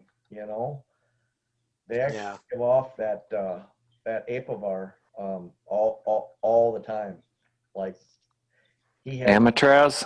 that amateur. Yeah, he said he had some that he had left in some hives for months. He pulled them out, and they were sitting on the bottom of his on the floor of his truck for another few months, and then he pulled them out and he used those as a control group.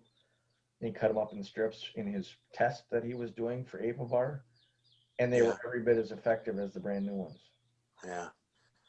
I think the reason they want you to pull them out is because of mite resistance to the Apivar. Mite resistance. That's what I was curious about. And I was like, Yeah, Another thing that I was talking to Brad and Wayne about, I was thinking, because I have Apivar strips in those colonies that I was just getting those queens, mated in. I was wondering if that could have affected them to not lay. Because I talked I don't to know. a lot of commercial guys when they're putting new grafted cells in or whatever, they don't have any mite treatment when they're getting a new queen going. After laying, they can put, but up until she's mated and laying, they don't put any mite treatment in there. So I didn't know if you had heard of anything or experienced anything or observed anything. No, I've heard that it could make the drone sterile or something like that, but you wouldn't know that until. Yeah. When you cage that queen in your hive, Dan, because of swarming, did you put the Apivar strip in right afterwards, or? No, that one, I was using brood out of that one for nukes and everything and mating, so it didn't produce honey. Oh, So I had that one treated, back probably the 1st of July. oh, So then after that, well, it built up finally because I was stealing so much out of it, and then I put the honey supers on, and then there were swarm cells in there, so that's when I caged her. oh, okay. So she was treated before because she didn't produce honey before. She's laying now, though, right? I haven't seen any eggs on her yet. I got Maybe. some pollen stuff. I got to mix that up and put them on. See if that helps in the next couple of weeks. But I didn't do that yet. And we're supposed to get a lot nicer weather next week too, so maybe. Yeah, that might help. If I get that pollen patty on there, and probably start feeding. Yeah. A little bit, probably 1-to-1 first. I just noticed that Wayne, that's quite the wreath behind you, man. That's some nice bucks. Them are elk antlers there. Is that what that is? I'm just looking. Yeah. Holy crap. Yeah. Oh, okay. I look like a wreath. I was like sitting there going, what the hell is that? I'm like, Yeah. smaller. There's some sheds that I found out west. Okay. I did a lot of shed hunting. 4x5 or something. Yeah. It's seven on the one side and 6 on the other one. Okay. Wow. Say, can I ask you guys a question about my coffin hive? You guys have seen that, what's his name? Something Williams, Rick Williams, where he puts he feeds them liquid sugar water all winter. Oh yeah, in Canada. Yeah, I was the one that, didn't I show you that video or whatever? I told you to go up there and look. You guys were talking about it once, and then on one of these chats, and then I went and looked for him afterwards, and I couldn't find nothing on him. but I finally found something on them, and then that Hooterville honey, he had the same setup last winter. Yep. And so that's what I was going to try and do with that coffin hive. You know, like you said, it's too expensive to do it on every single hive. Yep. Right. But That's here it. I got 12 of them in a, you know, with an 8-foot piece of styrofoam, you know, so it's pretty cost effective to do 12 in one box than 12 individual hives. Right. So I'm going to put 4 frames in there and put the liquid feed above them. But do you think I should not do that until like end of October? Because if they keep brooding, they're gonna fill that 4-frame box up. Like, then Yeah. I'm not gonna have enough space, am I? Right. Yeah. So Yeah. I was wondering, because I feel like I should put them on right now, but my gut is telling me to wait until like end of October to put that feeder on. You're gonna have 3 4-frame nukes. That's what you're doing. There's 12 4-frame nukes in that. Seriously? Yeah. There's 12 of them? Yep, 12 4-frame nukes, and Holy shit! it's about, I didn't realize it was that big. yeah, it's almost 8 feet long. But how are you gonna make a trough that can individually feed every? Here, I just got done building the feeders. I'll show you. Them. It's And keeping them separate. Uh-oh. well, one. Let me see if I can flip this camera around here. So here's my feeders here.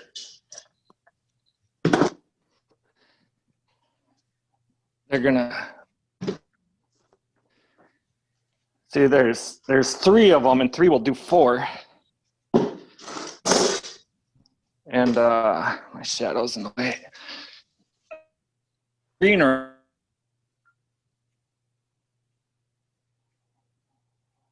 He froze up.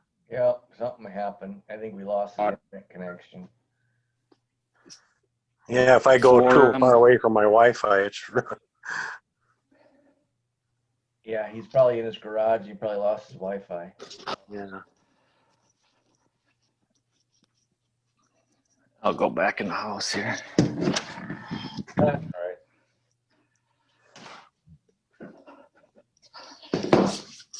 I don't got very good light in here, but here we go. Oh, there you go. Yeah. Yeah.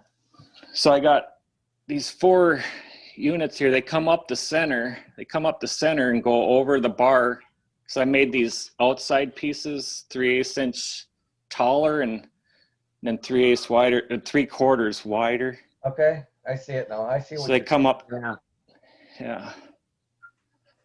So then I'm gonna put this on top of the hives, and then I got divider boards to keep them all separate. And then Oh, yeah. and then I'll wrap it with insulation.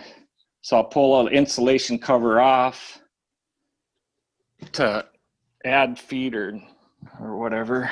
Well, here's the deal. Well, and I honestly couldn't answer because I've never done this before. I wouldn't have a clue. But now the bees are going to be more active, and so they're going to die off more because they're more active, obviously. So they're going to die off quicker, which means they need to brood up more because they are more active.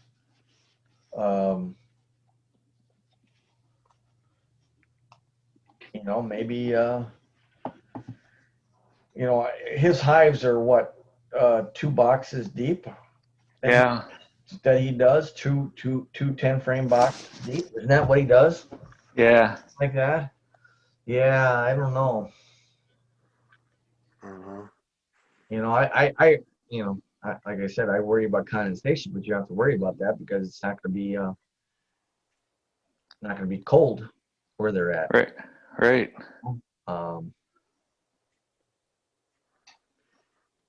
Let them run out occasionally. I don't know. Yeah, I suppose it could do that. You don't always have to keep it full. Yeah. Because another thing is my coffin hive right now only has 6 queens in it right now. So I want to take 6 of my other nukes. They're 6 over 6, but just break them down, put 4 good frames of brood in or whatever they got in. And I suppose I shouldn't move them over to that. I shouldn't shrink them down to 4 frames until end of October too, huh? I mean, if I do it now, I'm going to be losing a lot of bees, and I don't know. Well, Just the seems rest like of your bees you could combine into another hive. I really don't. I don't have any weak ones anymore. They're all Well, good for Well, winter. quit brag. Well, yeah. So I'm just trying to decide what the best timing is to start feeding them, and the timing of when I should put in 6 more queens with bees in there. Yeah. And I was thinking that it'd probably be best, like right before. I mean, like the day. If you said October 31st was winter, beginning of winter, that'd probably be the day to do it. Yeah. Yeah, but I probably won't. Just watch the October weather. 31st, that was the day last time I put oxalic acid, last year. Oh yeah. So that's when it started getting gold. Yeah. Yeah.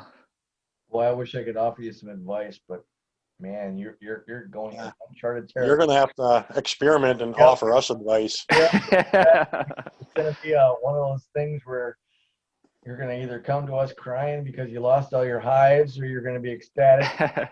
They're doing great, Yeah. Yeah. Honestly. Yeah.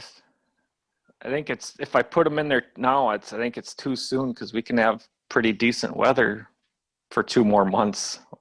Or it could be like last year where October was just shit. It was just cold and rainy. I think you're overrating what queens do this time of year. Even though it gets days, it's still they're still cold nights. These queens are not laying like they were in June. It's just not. Right. Yeah. It's not gonna happen. They're just they know what time of the year it is. They can feel the temperature outside. Well, I've only found a couple hives that had more than 5 frames of brood in right now. Yeah. Oh yeah. Yeah, they're slow. I mean, they're slowing way down, and their winter nests are, well, if they're built, let's put it that way. They're they're at the bottom half of building them. Yeah. They're winter colonies. I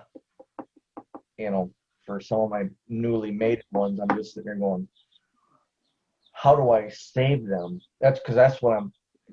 My mind is like, okay, they're not laying now, but how can I keep them like in a cluster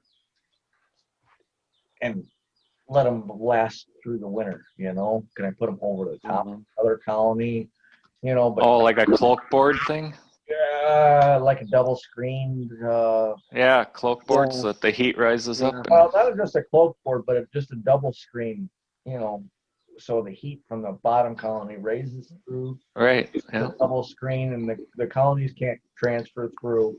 Because if you just put a non-laying queen and a laying queen down there, well, all the bees are going to probably go down Little laying queen pheromone. on the brood, and then that queen's going to be fucked, and she ain't going to have anything up there. Yeah, so you have to do the double screen. Got to do at least a double screen or a single. Well, you can do a single screen as long as it's not number 4. Probably. Yeah. I don't know. But the reason they do the double screen is so that the queens can't touch each other, I guess. Yeah, and even the worker bees can spread the pheromone, right? They can't. They don't kill each other and stuff like whatever. I don't know how it works, but that's what those guys in Kentucky do. They do the double screening, and I'm like, I haven't built anything for a double screen. I'm like, oh, fuck, I gotta build more shit now. Then I gotta that I got to store again, you know, in the summertime that I'm not going to use. I don't know, you know, and it doesn't have to be a bit, you know, full screen. The screen opening can only, Yeah. the heat just needs to rise from the Yeah. strong colony to the weaker colony up top. But, you know, I'd love to see if maybe those queens will start laying in the spring. Oh, maybe next week. Yeah. I'd for sure, before I decide on doing anything, would give them at least next week. 'Cause next week it's around here anyhow. It's supposed to be almost 80 degrees, Like I said, I gave them a bucket of high pollen 70s. patty today, and it's supposed to get up in the 60s tomorrow and stay up there, you know, so we'll see. Yeah. You know, I'm not holding my breath after 3 weeks. I mean, Christ, I gave that one queen from mid-June. You know, I gave Yeah. her a chance from mid-June to mid-August, and she had fucking thing, you know, $50, a $50 whack with my hive tool. That sucked. Let me tell you, Yeah. that was hard to do. It really was hard to do. Well, Kevin, what did you decide on doing for raising queens next year? You were complaining about bad luck this year.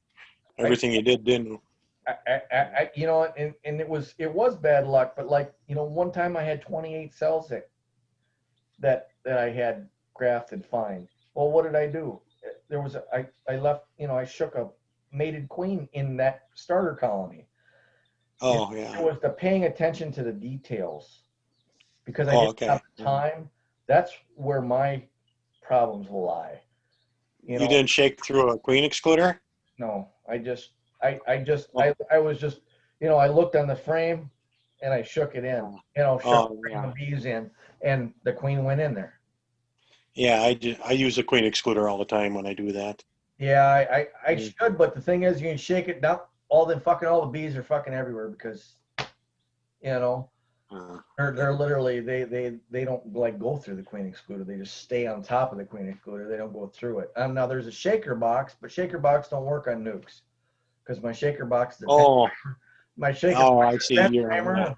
You know, the shaker Yeah. box is a 10 framer, and my nuke is a 5 framer. So if you're shaking bees, well, half of them go out the bottom, you know, Yeah. onto the ground. And it's like, well, shit. So I that's got one of them hooks you hook onto your hive and it holds frame.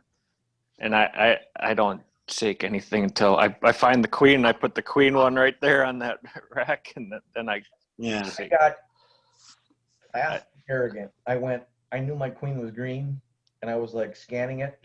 I was like, nope, nope, shake. I knew the queen had a green dot, and I was like, she's not on here, she's not on here, shake. She's not on here, it's not on here, shake. You know, not on here, not on here, shake. And I was like, just trying to get through it because I mean, literally, I'm working 16-hour days, and I'm like, I have no time for anything. I'm just trying to get through. Yeah. And it was the attention to detail that got me. And honestly, I need to slow down and just pay attention to the details. The little. Yep. Have a checklist and check it off. Honestly, you know, the graph from the grafting and everything, and just from the cell builder, you know, it's like, yeah, I got the cell builder, and yeah, I got 2 frames of brood in there. Yeah, no, yeah, there's no queen cells on there. Well, you can't just do that. You got to shake all the bees off and look at the freaking frame. Is there any queen cells on there? Mhm. You know, you can't just Yeah. go, yep, doesn't look like any queen cells because it's covering a queen cell and you didn't see it. Take the time and shake that thing off. You can't just, it's paying attention to the detail. It Oh, really yeah. is. That's really what queen rearing boils down to. It really is. But everything I was doing. Now, on the other aspect of it, I really thought that I did everything I needed to do for my incubators. And man, nothing. I couldn't get anything on my incubators to Yeah. through. So I don't have a clue. My new And incubator you, that I got, I have a secondary thermostat in there, checking the temperature. It never got, I mean, it stays right at 93.4 degrees, somewhere around there. It just stays right there. Perfect, 60% humidity. My queen cells were mush. I'm like, what the fuck? yeah. You know, I don't understand what went wrong on that aspect of it because I'm using the exact same one that Brad uses, and he incubates 30 frames a week or 30 a Mhm. week, and the same one. His works better than yours, huh? Well, yeah, Probably. yeah. And I bought mine way after he bought his, but still, Wayne's got the same one I got too. We bought Yeah, our I bought one too, the same one. same one at same on the same. I think we bought it from the same place. Yeah, Yeah. I hatched out like 11 or 12 of them out of there. Right. Oh, my first incubator, I realized real quick when I put my thermostat in after 16 days or 17 days, and I went in there and I'm like, nothing's hatching. I'm like, what the frick?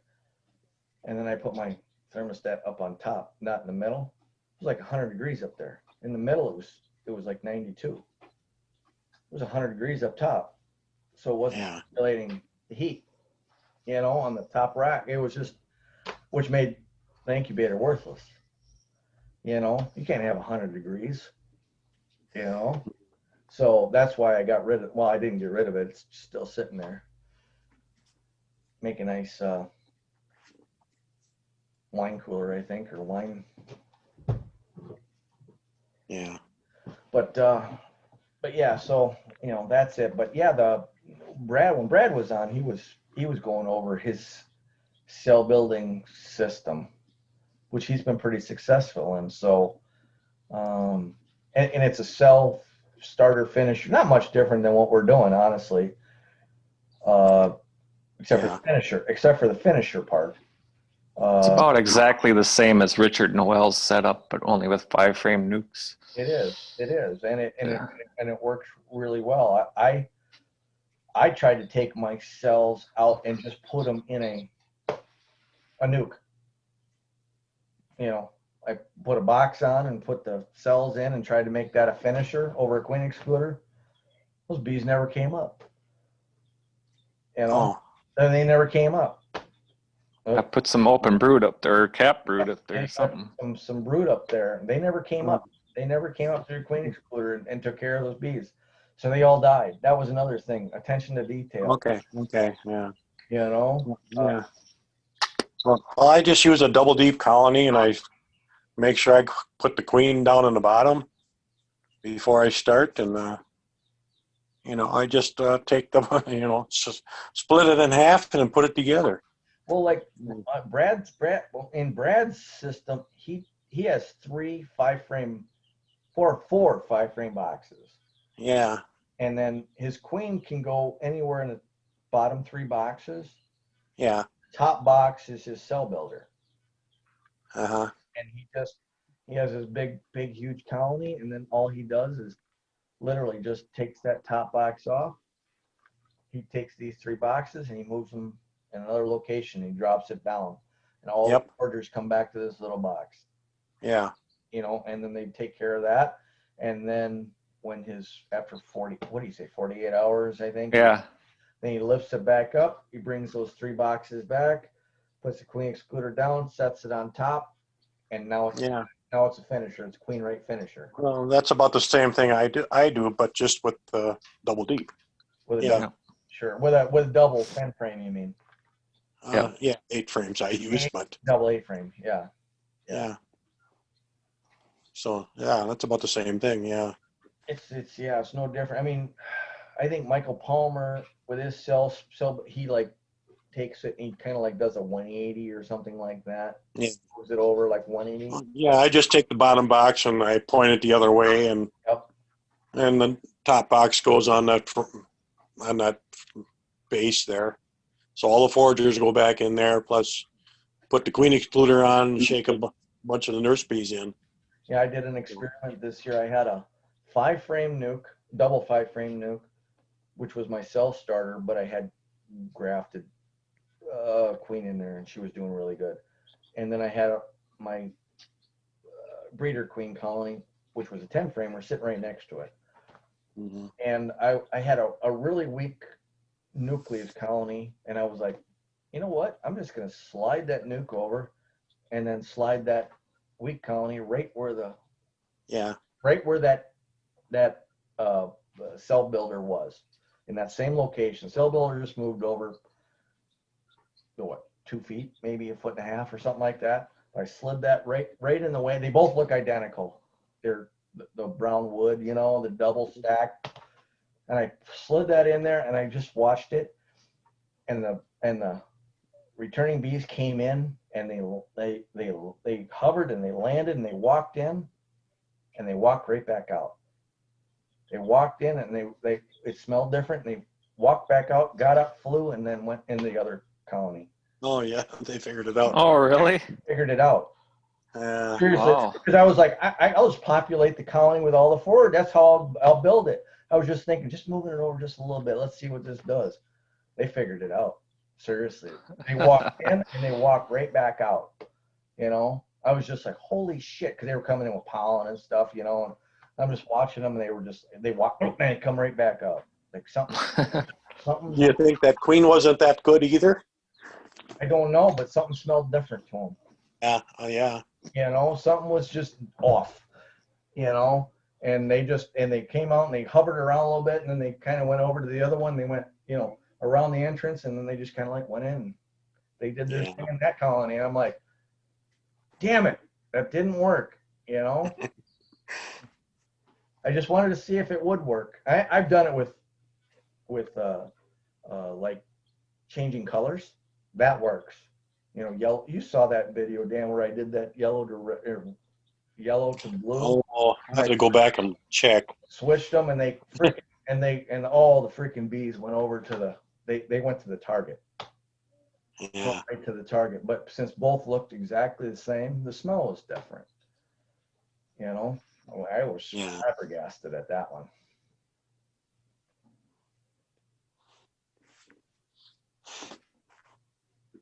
Yeah, I swapped hives in the springtime. I had a weak hive and a strong hive, and I just swapped their locations.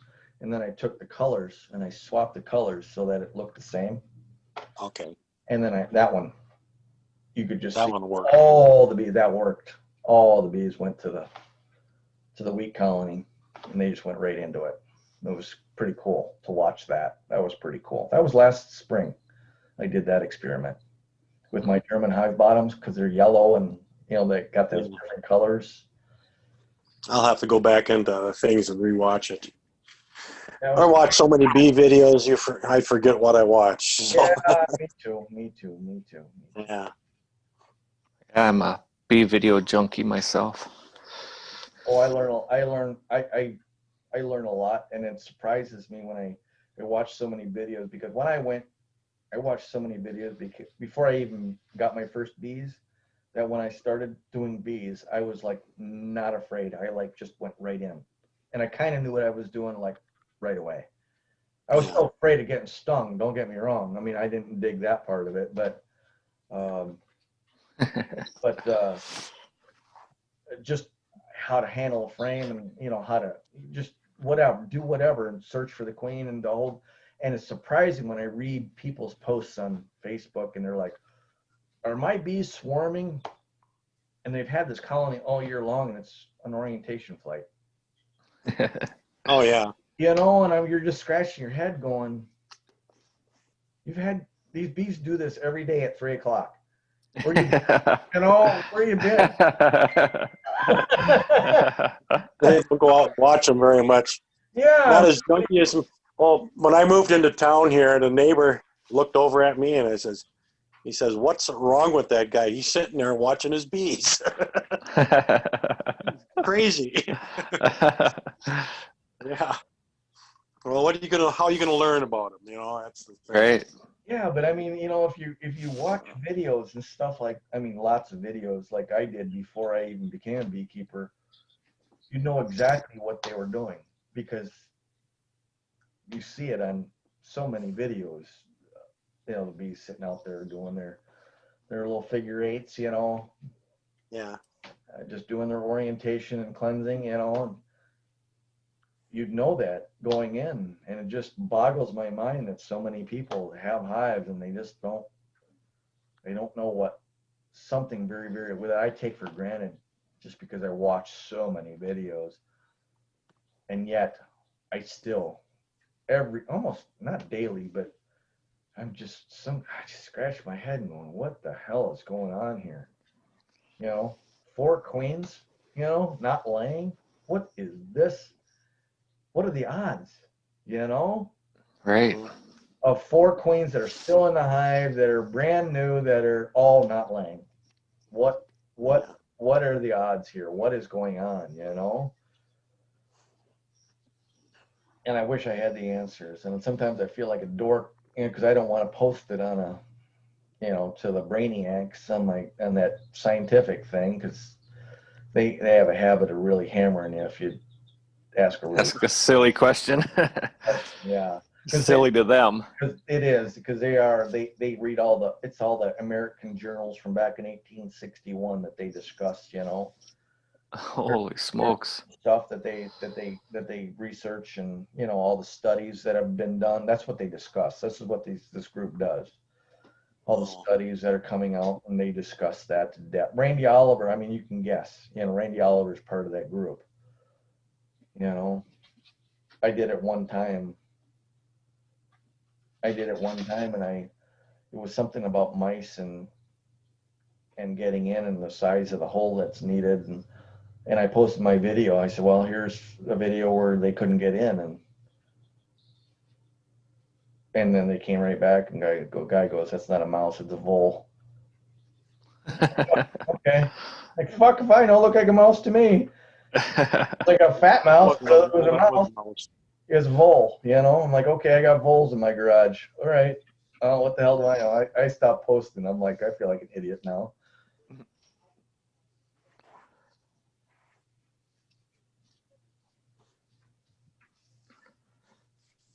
I must have watched that Ian Stepler spring rewind about at least a dozen times this spring in early summer. Oh, yeah, I watched that. I watched It's that. like a 2-hour long video. I've watched it like at least a dozen times. It's cut up, and he does a full year thing, and then goes over his single hive management too in it Yeah. as well. Yeah, I've watched. Yeah. I've studied the hell out of them videos. Me too, and I'm just like, I can take certain things from Ian, but I also have to understand my bees are not sitting on fucking 100,000 acres of canola. Well, that's what I couldn't figure out about that Tim Ives guys that you're talking about. Yeah. There's no way that guy has that many flowers around Indiana.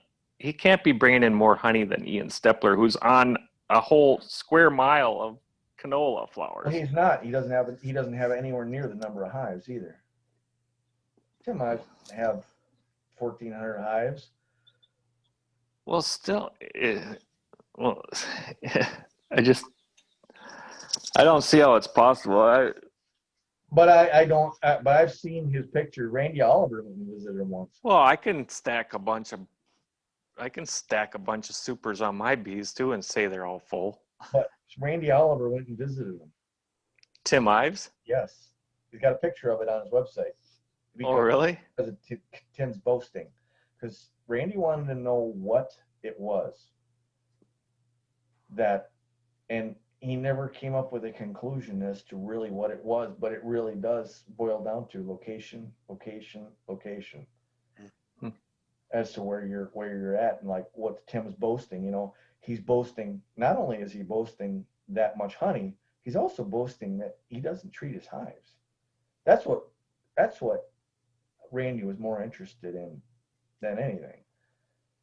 You know, it's like, how in the hell are you not able to treat hives? Now, Tim started off with swarm hives. He caught them. He says he caught feral hives. That's what his stock of bees is, feral hives. And how long ago did he catch those? Well, apparently he still does it. I don't know. I have no idea. Yeah. But, you know, Brad knows more about Tim Ives than I ever will. Yeah, Brad. Oh, okay. Well, see, that's another thing that you can't convince me of. I mean, you say you caught a swarm. You just caught your neighbor's bees is all. It's not. Well, you caught a actually, he says that they're feral bees, that they were not like from a. How is there feral bees this day and age after 20 years of bromites? Well, apparently down in that neck of the woods there is, like kind of like the Arnott Forest kind of deal. Yeah. Yeah. Kind of like in that area. That's why There's only like 10 spots in the whole world that are like that, though. the what's his name? Mike Palmer, his mentor was also a treatment-free guy and very successful. And Mike tried to copy everything that this guy did right up by him, not far from him, 40 miles, I think. And Mike's bees were dying, and this guy's bees were living, and they were doing the exact same thing. Well, what if? Now, So what it's just a fluke of nature thing. Now, what is it? Is it? It can be. It just could be environment. It can be what the bees are bringing in that is helping them. It can be a myth. It can be the beekeeper himself, like that National Honey Show was trying to that guy was trying to say. He's like, you can't take bees in the Arnott Forest and bring them over to, over here and have them be mite resistant. It doesn't work that way. That's why the mite maulers and all that shit and bringing them over here, it doesn't work like that. It's the environment has everything to do with it, as well as the keeper of the bees themselves and how they keep their bees. Pack them in hard. Do you I don't know. Do you let them swarm? Do you, whatever. They are not forest. They're small colonies that swarm a lot. Yeah. That's what makes them mite resistant. They have brood breaks all the time because they swarm all the time. But that's not the way beekeepers keep bees. Because we split them so they don't swarm. We try to get them to not swarm. That's the whole idea. Whether we split them or just cage the queen or just tear out queen cells. Everybody's different the way they do it. Some people just move the queen over for a short period and move her back. And that's what that German guy, that 4-hour series. Yeah. That's what he was trying to tell everybody. I really wanted to try his system this year, but it is really hard to. I mean, I understood it all. It seemed like real simple. I just go in, I grab the brood, and I kind of did it. I mean, I went into my 2 production hives right towards the end of the flow there in late July, like maybe the 3rd week in July, and I took all the brood out. I don't know if it did anything or not. I couldn't treat them because I had honey supers on. Well, brood break didn't really help. I treated even with honey supers on. All I did,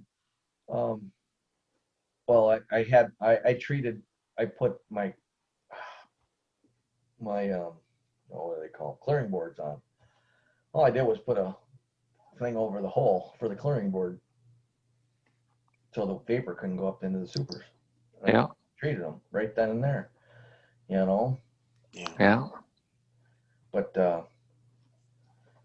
yeah, there's a beekeeping is local. Like I said, what Tim Ives does in there, that 300-400, I have no idea how he can do that. They can't even do that in Florida or anywhere where they beekeep and those bees explode in the springtime to numbers you wouldn't believe. Because of the heat and humidity and the number of flowers that they got down there. They can't pull. Yeah. They can't pull in that kind of honey. What kind of honey is he claiming it is? I have Does no. he? Actually, that I have no idea. It's just honey. That's all I know.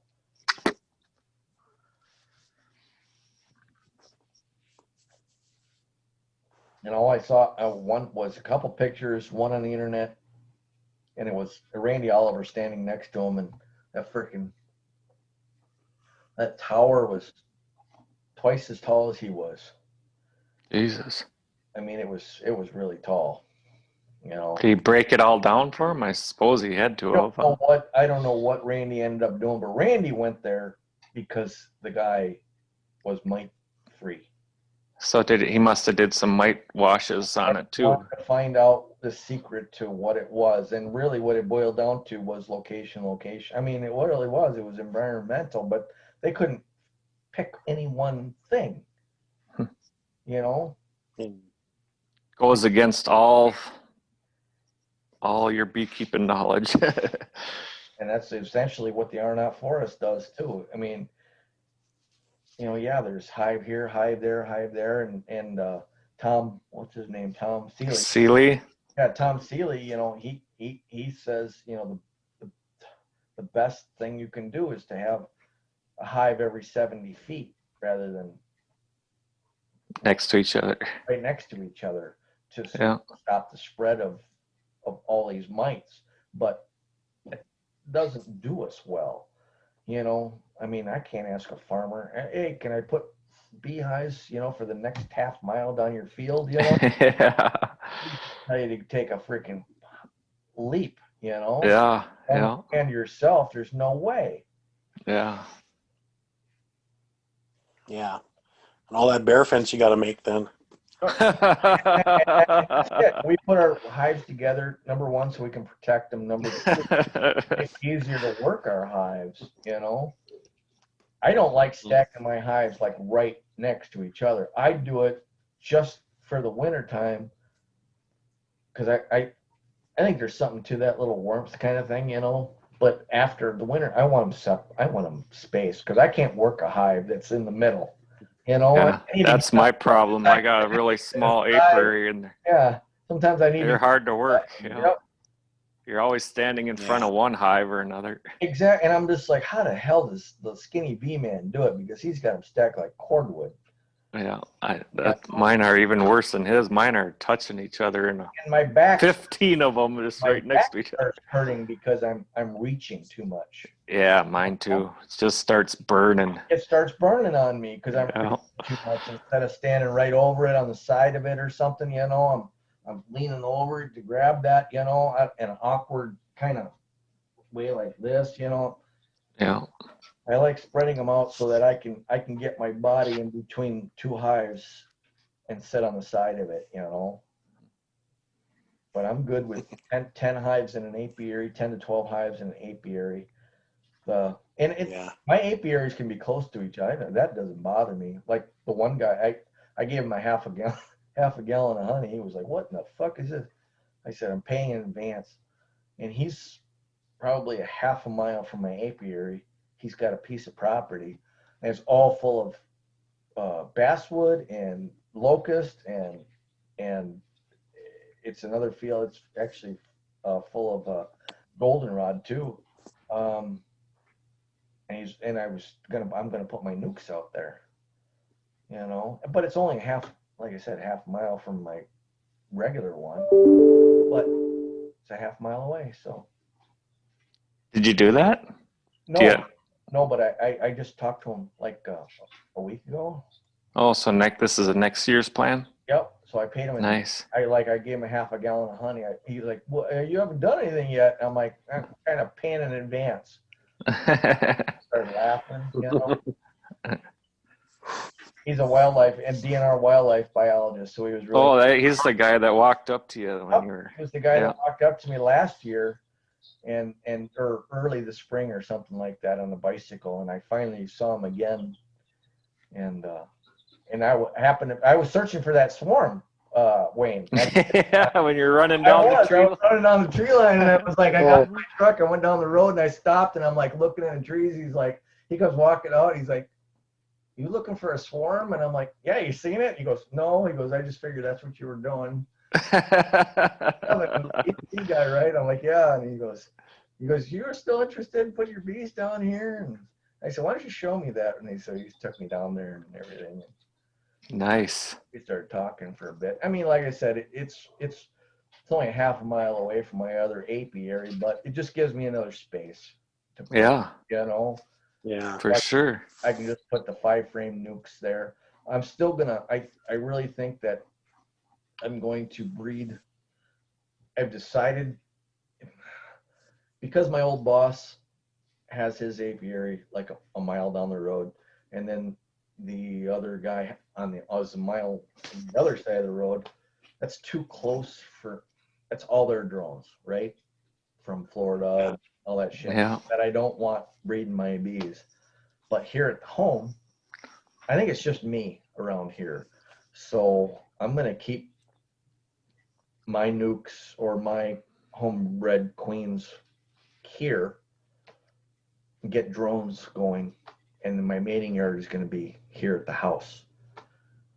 That way Yeah. I know these are my queens, and then when they're after they're bred, I'll take them out to the nuke yard.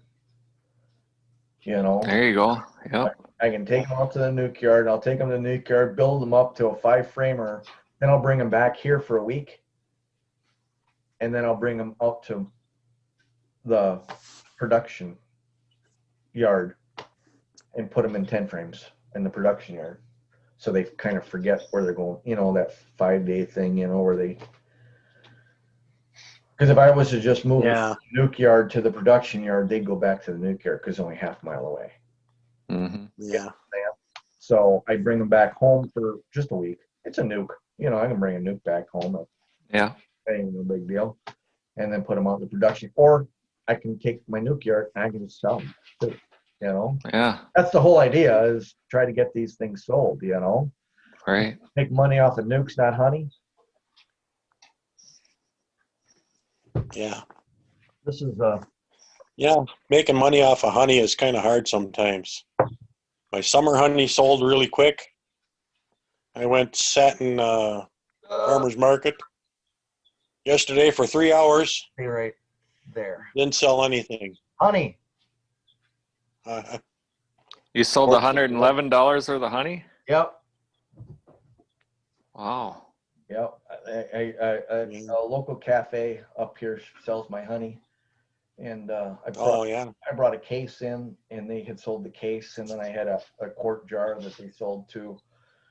So that was kind of cool. And then some sugar money. and it was funny because I was walking in with the case today, and I went in for some chili and a drink. And I'm walking in, this little old lady, she's walking out, and she's like, "What are you selling?" I'm like, "Honey." "How much?" I'm like, "Well, if you wait till he goes in there," I go, "it's $12. They said if you buy from me, it's $9. And she's like, "You got change for 20?" I'm like, "No, but I'll go get change, you know." Yeah. Then I had another lady yesterday. She called me up. She's like, "I usually buy it at that cafe, but they were out." I'm like, "They're out?" I'm like, "Cool. I get money." She came over here and she bought a jar from me yesterday, and then the next door, his mother-in-law, she just her next door neighbor wanted honey, so she just ordered 4 jars from me. So I'm trying to get rid of this shit. Yeah. You know. Trying to get rid That's of the hard part. It's hard. Yeah. Easier getting rid of bees than honey. Yeah. I'm jealous of Brad. I am. Yeah, me too. Holy crap. That guy's a born salesman, man. Yeah. And you just start going to church. Yeah. So you get your network of people going, huh? I need to get a network of people going. I've already got my Bible dues. I just got to walk 100 yards down the street here to go to church. Okay. But no, yeah, he's doing really well. He said he sells 20 queens a week, and then he sold like 20 mated queens. Oh yeah, yeah. And then he sold, I don't know how many nukes he sold, but and he sold virgins too, he said. Yeah. But he sold 20 a week for all summer long. Yeah, 20 cells a week. Yeah. $100 a week for all summer long. That's a hell. Well, that's a nice Side job. side job right there. Yeah. Yeah, I talked to Chris Hansen up in Rhinelander there, and he says he'll take all I can make next year. Really? So I'll have to buy some new glasses so I can actually see. You know what's really funny it's really funny that you say that because I went and put on my club website or Facebook page, and I said Yeah. this was when I had those 28 cells, and I'm like, what the fuck am I gonna do with 28 cells before the queen destroyed them all? So I just put them, I said I'm gonna have virgins for sale. I think I can't remember what, $10 a piece or something like that. That's what I put them on, and I said these are from New River honeybee, Carniolan queens, open mated, survivor stock. Not one person contacted me. And then Jesus. and it wasn't much longer. It was a week later, and I discovered that they were all destroyed by the rogue queen. But what I was getting at was not one person in this club, that club, wrote, contacted me and said, "Oh, okay." No one was interested. Nobody was interested because that club is totally different because the president, he thinks selling packages is the way to do things. He doesn't believe in grafting or anything like that. It's buying bees, Oh. buying nukes and buying packages and Because he's the one picking up the packages and selling them. he is picking them up and selling. I don't know if he's making any money off of it, but I think he tried grafting and it was too hard and he just doesn't like it. And just like, it's just easier for hobbyists to not deal with that stuff and just buy a ready-made and, spend $130 a year every year and stuff like that. And that's why I stopped going to those club meetings, because I'm of the thing where I want to be sustainable myself. self-sustainable myself. I don't want to be this great big, producer of whatever. But as a hobbyist, I want to, be able to make my own queens, and so I don't spend $200 on queens a year, or spend $300 on packages every spring. Yeah. Because they all died. I want to be self-sustainable and get a stock that'll actually survive through winter. Yeah. I mean, the club president, he's got I don't know, he bought some kind of shed that like that Tim built, and he's got all his hives in there for the winter, so it's controlled, so he doesn't lose the hives like maybe everybody else would. He's got a little bit of money, so which is good for him, and he actually makes hives. He builds them, he sells them. That's his side thing. He's actually quite good at it, and he's got all the equipment and everything. It's pretty cool, and Yeah. so he does do a good job there. But what I'm getting at is he has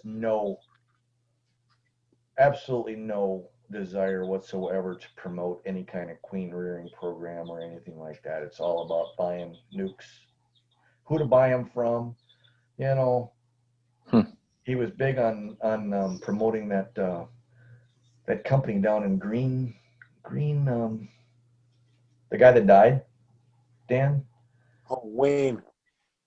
Yeah. Yeah, Honey Beware. Honey Beware down in Green Lake. In Greenville. Huh? He was in Greenville, yeah. Greenville, yeah. He was big on promoting him and his stuff down there. Really big in promoting his stuff, but he died. So, but yeah, he goes down. He picks up bees from the Amish guy down in Black River Falls for club members, and then also up in Rhinelander from Hanson up there. From Hanson up there too, and bring them to club members. That's his big thing. It's not much different than what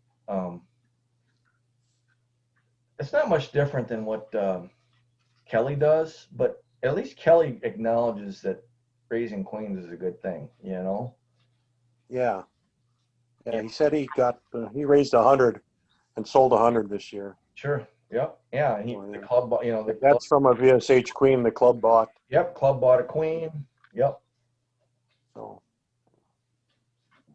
But yeah, our president and I was like, Yeah, no, I'm like, that's not my philosophy really at all. And I'm by far not a know-it-all or anything like that, but that wasn't the direction that in our club, all we do in meetings is go around and tell everybody what we're doing. And each person just kind of goes around it's just round table. Okay, yeah. So it's not really any, how many hives do you have? How you doing? Blah, blah, blah. Are you feeding now? You're doing this, you're doing that. But there's no presenters. Do they ask about treatments and stuff like that? They do, and Marty will do the presentations, and he doesn't allow anybody else, at least he's never asked me or anybody else to do a presentation on mite treatments or Oh anything yeah. like that. Well, they're coming around at Marathon there. Most of them are like treatment free, Oh God. and they're finally coming around to realizing it don't work. Yeah. So, because they got a few guys that are treating, and they have hive. We have hives that live all winter, and they don't. Right. And there's that guy like Quiney. Yeah, Now he's a treatment-free beekeeper, and he's quite successful. yeah, So, but he's not treatment. He does treat, but he does a brood break. yeah. It's a treatment. It's a treatment. I don't care anything around it. That's a way to treat your bees for mite. That's how you might control your bees. I mean, that's a treatment. I don't care. Meldisocin. That's a treatment. He doesn't treat, but he splits hives and sells the weak old queen to the unbeknownst new beekeeper. With a bunch of brood full of mites. With a bunch of brood with mite bombs, and then Yeah, yeah.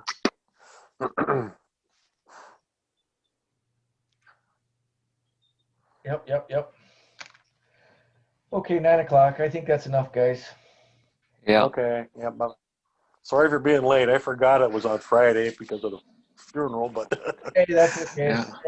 Funerals, they take precedence. Sorry to hear about your friend. yeah. Yeah, young guy, 10 years younger than me, so Still it fun. was a shock to everybody around here. Really? So, yep. Yeah. Yep. We're all destined for it, man. It's just a matter of when. Yeah. Yep. So probably next time, if I don't show up, it's probably me then. So All I gotta say is he with the most bees wins. yeah. Okay. All right, guys. Have a good one. Yep. Take it easy. Okay, bye-bye. Yeah, bye.